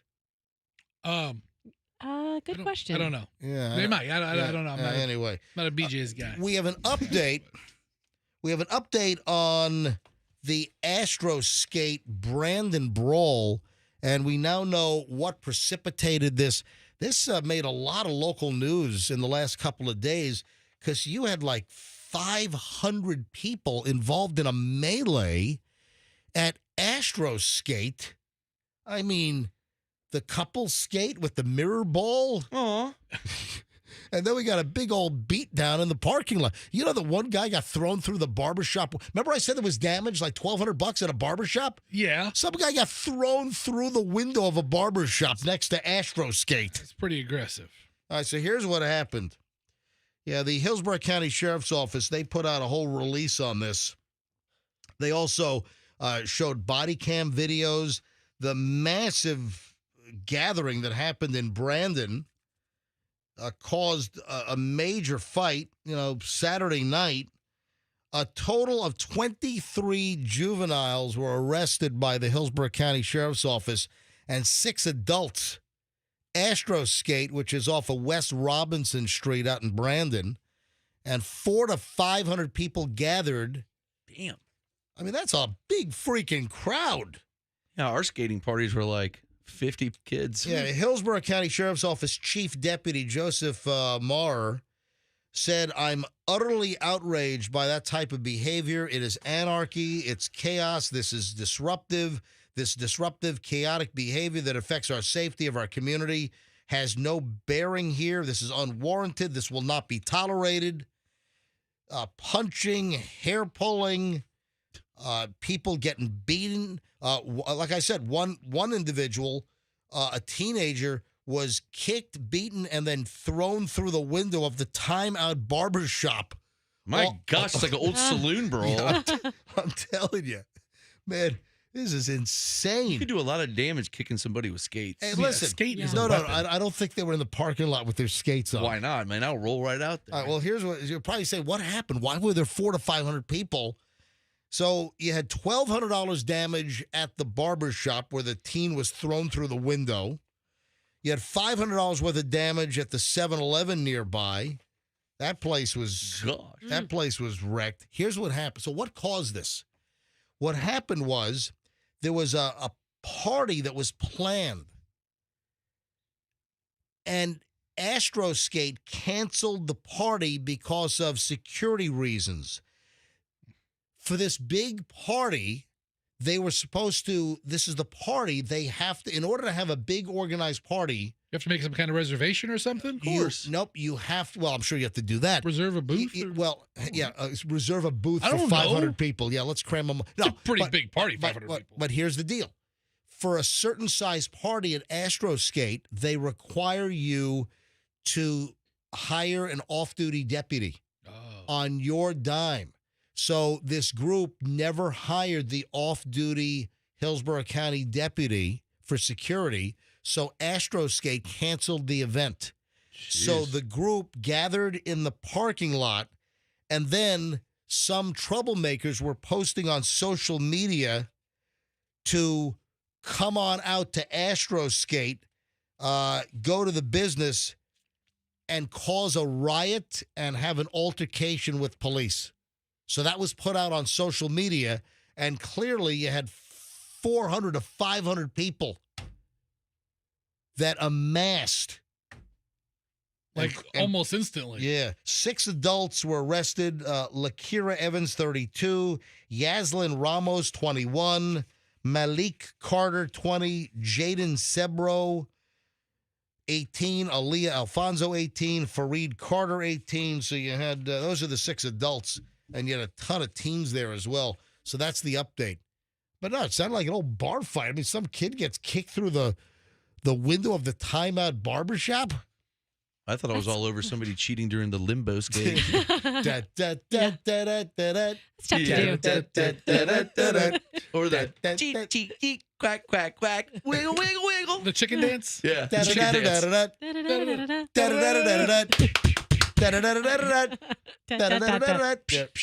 You need 4 punching sound effects. There was a crash on Denny's. There was a crash on 75. And did you see it was a truck carrying a gigantic Denny's sign? Where? Where on 75? Talk about a grand slam. I'm sorry. Whoa! Yeah, this was I-75 just past exit 228. Yeah, where's that? I don't know these exits. I-75, I-75 South. Yep. Just past exit 228. Yep, exit 228. And it was a crash involving a giant yellow and red Denny's sign. Nice. Yep, 228 is down in Manatee County. Is that where and it closed the southbound lanes of I-75 yesterday morning. We don't know a lot about the crash, but one of the Department of Transportation, the FDOT cameras, did you see? Denny's signs in the middle of the interstate. Seriously. It's hysterical. You know what it looks like? It looks like a sign company was. Yeah, I wish I had that account. Yeah, it looks like a sign company because it's a truck. Yeah, they were delivering it to a new location. They're delivering a new Denny, a huge Denny. You know the whatever. I do a little signage. I know a little bit. Yeah, you do. Whatever that irregular octagonal, whatever the shape is of the Denny sign. Denny's logo. A huge yellow and red Denny sign on the trailer That was awesome. of a truck. And you can see there's a white car just behind it. The whole front end is ripped off. That thing looks expensive. And then it looks like, you know what? It looks like the Denny sign is unscathed. What happened is it looks like the white car rear-ended the trailer that Denny's sign is on. The sign looks fine. Yeah. But wow. That's hysterical. That's a nice big sign right there. Imagine just My gosh. big old wreck. Traffic's all snarled. And Great advertising. Everyone's going to be looky-loo and look at it when they go by. Starving for breakfast. Yeah. I've just got to get myself a Grand Slam breakfast after a Grand Slam auto crash on 75. Damn. Wow. When's the last time you were at a Denny's? It's been a while, huh? It's been a while for me. It's been a while. Where'd you guys go today for lunch with the listeners? But I tell you what, though. I tell you what I love to do. The middle of August, when it's like 94 degrees outside, and the feels like is like 110, and the humidity in the air is hanging like kelp on your body. Yeah, like it's hugging you. Yeah. I like to go to the back of a Denny's and just cop a whiff of that dumpster. Oh, with a nice cup of coffee. Oh, that Denny's dumpster juice. Oh, yeah. Woo, baby. Do some deep breathing back there. Get it all. Fill your lungs with that. Some Denny's dumpster funk, man. Woo, baby. I wish I could just roll that up and smoke it. Yeah. I'm thinking about maybe coming out with a drink line, and one of the flavors is Denny dumpster funk infused iced tea. It's dumpster trunk infused, Mom. Anyway, it's just funny. Did you say it's a great name? Dumpster funk infused tea. Yeah. Yes. You like that? So thirsty. I better go ahead and grab that URL before someone. I know. Go to GoDaddy. Yeah, go to GoDaddy quickly and buy me Denny's dumpster funk infused iced tea.com. All right, that's my next big product launch. Let's give away the money right now. 9:40 at the MJ Morning Show. We got the final $1,000 to give away right now. Final grand. Let's go with caller number 400. No, I'm kidding. Caller number, let's go with 33. I'm going to make it quick here so we can get on time. It's the second time you've done 33 today. Did I do 33 earlier? Remember Larry Bird? Oh, I did. You know what? How about 243? No, I'll do it again. 33 is fine. All right, caller 33 right now. 800-990-1047. You never take my number ideas. I'll take one tomorrow, okay? Maybe. All right, a pledge to you. All right, caller 33 right now. 800-990-1047. If you're the 33rd caller right now and you know who won the $1,000 last hour, you win the final $1,000 today. And if you don't win, make sure you hear the winner in a few minutes because you need that name for 6 a.m. tomorrow for another $1,000 in 6 o'clock hour, then 7, then 8, then 9. Folks, it's the $40,000 MJ Morning Show Money Heist. We're giving away $40,000 over 2 weeks, 2 solid weeks. Last week was Lucan's Wine and Spirits sponsoring the contest. This week, Kemp Law Group. So Kemp Law, accident or fall, you call Kemp Law. Caller 33 right now. Let me know when you have it. The Kid Rock deal. I don't. Did Kid Rock just cancel himself? What did he do? It looks like it was on purpose. He was doing a Rolling Stone interview, and apparently he wouldn't stop drinking rum and cokes. Let me guess, Jack Daniels. Jim Beam. Jim Beam. Got close. That's the other one. So he had some kind of wine. So he was drinking wine, and then he had 3 or 4 Jim Beam and Diet Cokes. Damn. And apparently, during the Rolling Stone interview, Kid Rock became drunk and belligerent during the interview. And this is what's not funny. He started just blasting out the N-word. Yeah, he's insane. Yeah, he was repeatedly using the N-word. And he was waving a gun in the Rolling Stone interviewer's face. Was he Phil Spector? I don't know. He's waving a gun. He's using what is he doing? He's unhinged. Does he have a liquor problem? Can he not hold his liquor? What's going on with this guy? Pretty sure he can hold it. He just has so much of it that it gets a hold of him. All right. I'm told that Andrew has screened us up to caller 32. So that means the next line I pick up is caller 33, which is right here. Hi, good morning, MJ Morning Show. Who am I speaking with? Yvette. Yvette, where are you calling from? Newport Richie. Oh, Yvette in Newport Richie. How are things in Newport Richie this morning? It's beautiful outside today. I know. I'm looking out the AccuWindow window right here in St. Pete. So would $1,000 get you out of a couple of jams right now? Oh, absolutely, yes. Your bookie? Yvette, yeah, how much money do you owe to Sid? No, I'm kidding. We always make these nefarious scenarios. Yvette, you are halfway there, baby. You are caller 33. If you can tell me who won the $1,000 last hour, you are our latest winner from the Kemp Law Group. Aaron. That is correct. Wow. Boom! You got it, $1,000. Thank you. Thank you for listening to the MJ Morning Show. Yvette, I'm assuming that is Yvette. Is that correct? Nope, it's with an I. Oh, hold on. I-V-E. Hold, now you're throwing me a curvy. All right, hang on a sec. All right, spell it for me. Ivette. Oh, Ivette, but it's pronounced Yvette. Yes, that's correct. All right, Ivette. Are you Yvette? Yvette. All right. Yvette, yes. Yeah, so Froggy wants to know, are you a veterinarian? No, I'm not. That would be funny. All right. So, Yvette, congratulations. You got the latest $1,000. I'm going to put you on hold. Andrew's going to get all your information, and thank you for listening to the MJ Morning Show. Thank you. All right, hold on. Line 6 for Yvette. Yes, Fester. I have good news. What is the good news? Denny's dumpster funk infused iced teas .com are available. You better buy that now. If you want it, it's available. It's fantastic. Just give me your credit card. Yeah. A couple of quickies before we get out of here. 9:45 at the MJ Morning Show. If you're a Yellowstone fan, apparently Kevin Costner's back. He's back. Kevin Costner is back. So the deal is that he had some kind of very personal pet project, some movie that Horizon. Is that what it is? It's supposed to be incredible. No, it's supposed to suck. It's got a 22% on Rotten Tomatoes. That's what I meant. The reviews. I already got a 6-minute standing ovation for it. The reviews are awful. It's got a 27% Horizon. Yeah. More like my eyes off. Yeah. So Paramount has announced that Yellowstone has started production again. You know, that's one of the shows that Michelle and I have not started yet. It is on our list. Everyone that watches or watched Yellowstone, they're like, oh, my God, it's so good. You got to watch Yellowstone. I know. But we've got a backlog. I mean, there's just so much stuff. Oh, I took one of your recommendations. Did I tell you that? What did Peanut you Butter watch? Falcon. Oh, man, what a good movie, huh? Yes, we have about a quarter left to go, but we watched 3/4 of it last night. And is Christopher Burke in that movie?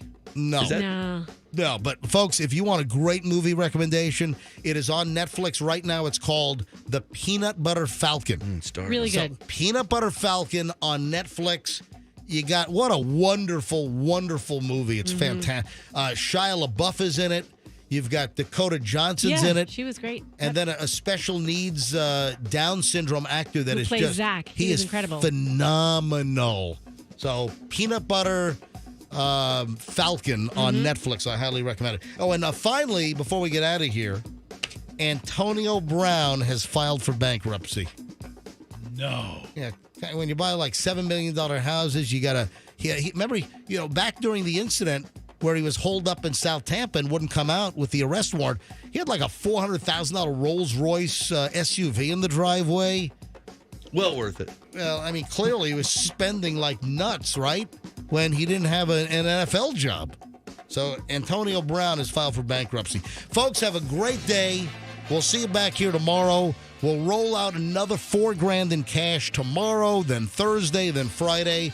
It's the $40,000 MJ Morning Show Money Heist, and it's brought to you by the Kemp Law Group. Remember, accident or fall, you call Kemp Law and tell them MJ sent you. Folks, have a great day. We'll see you back here tomorrow, and let's be careful out there.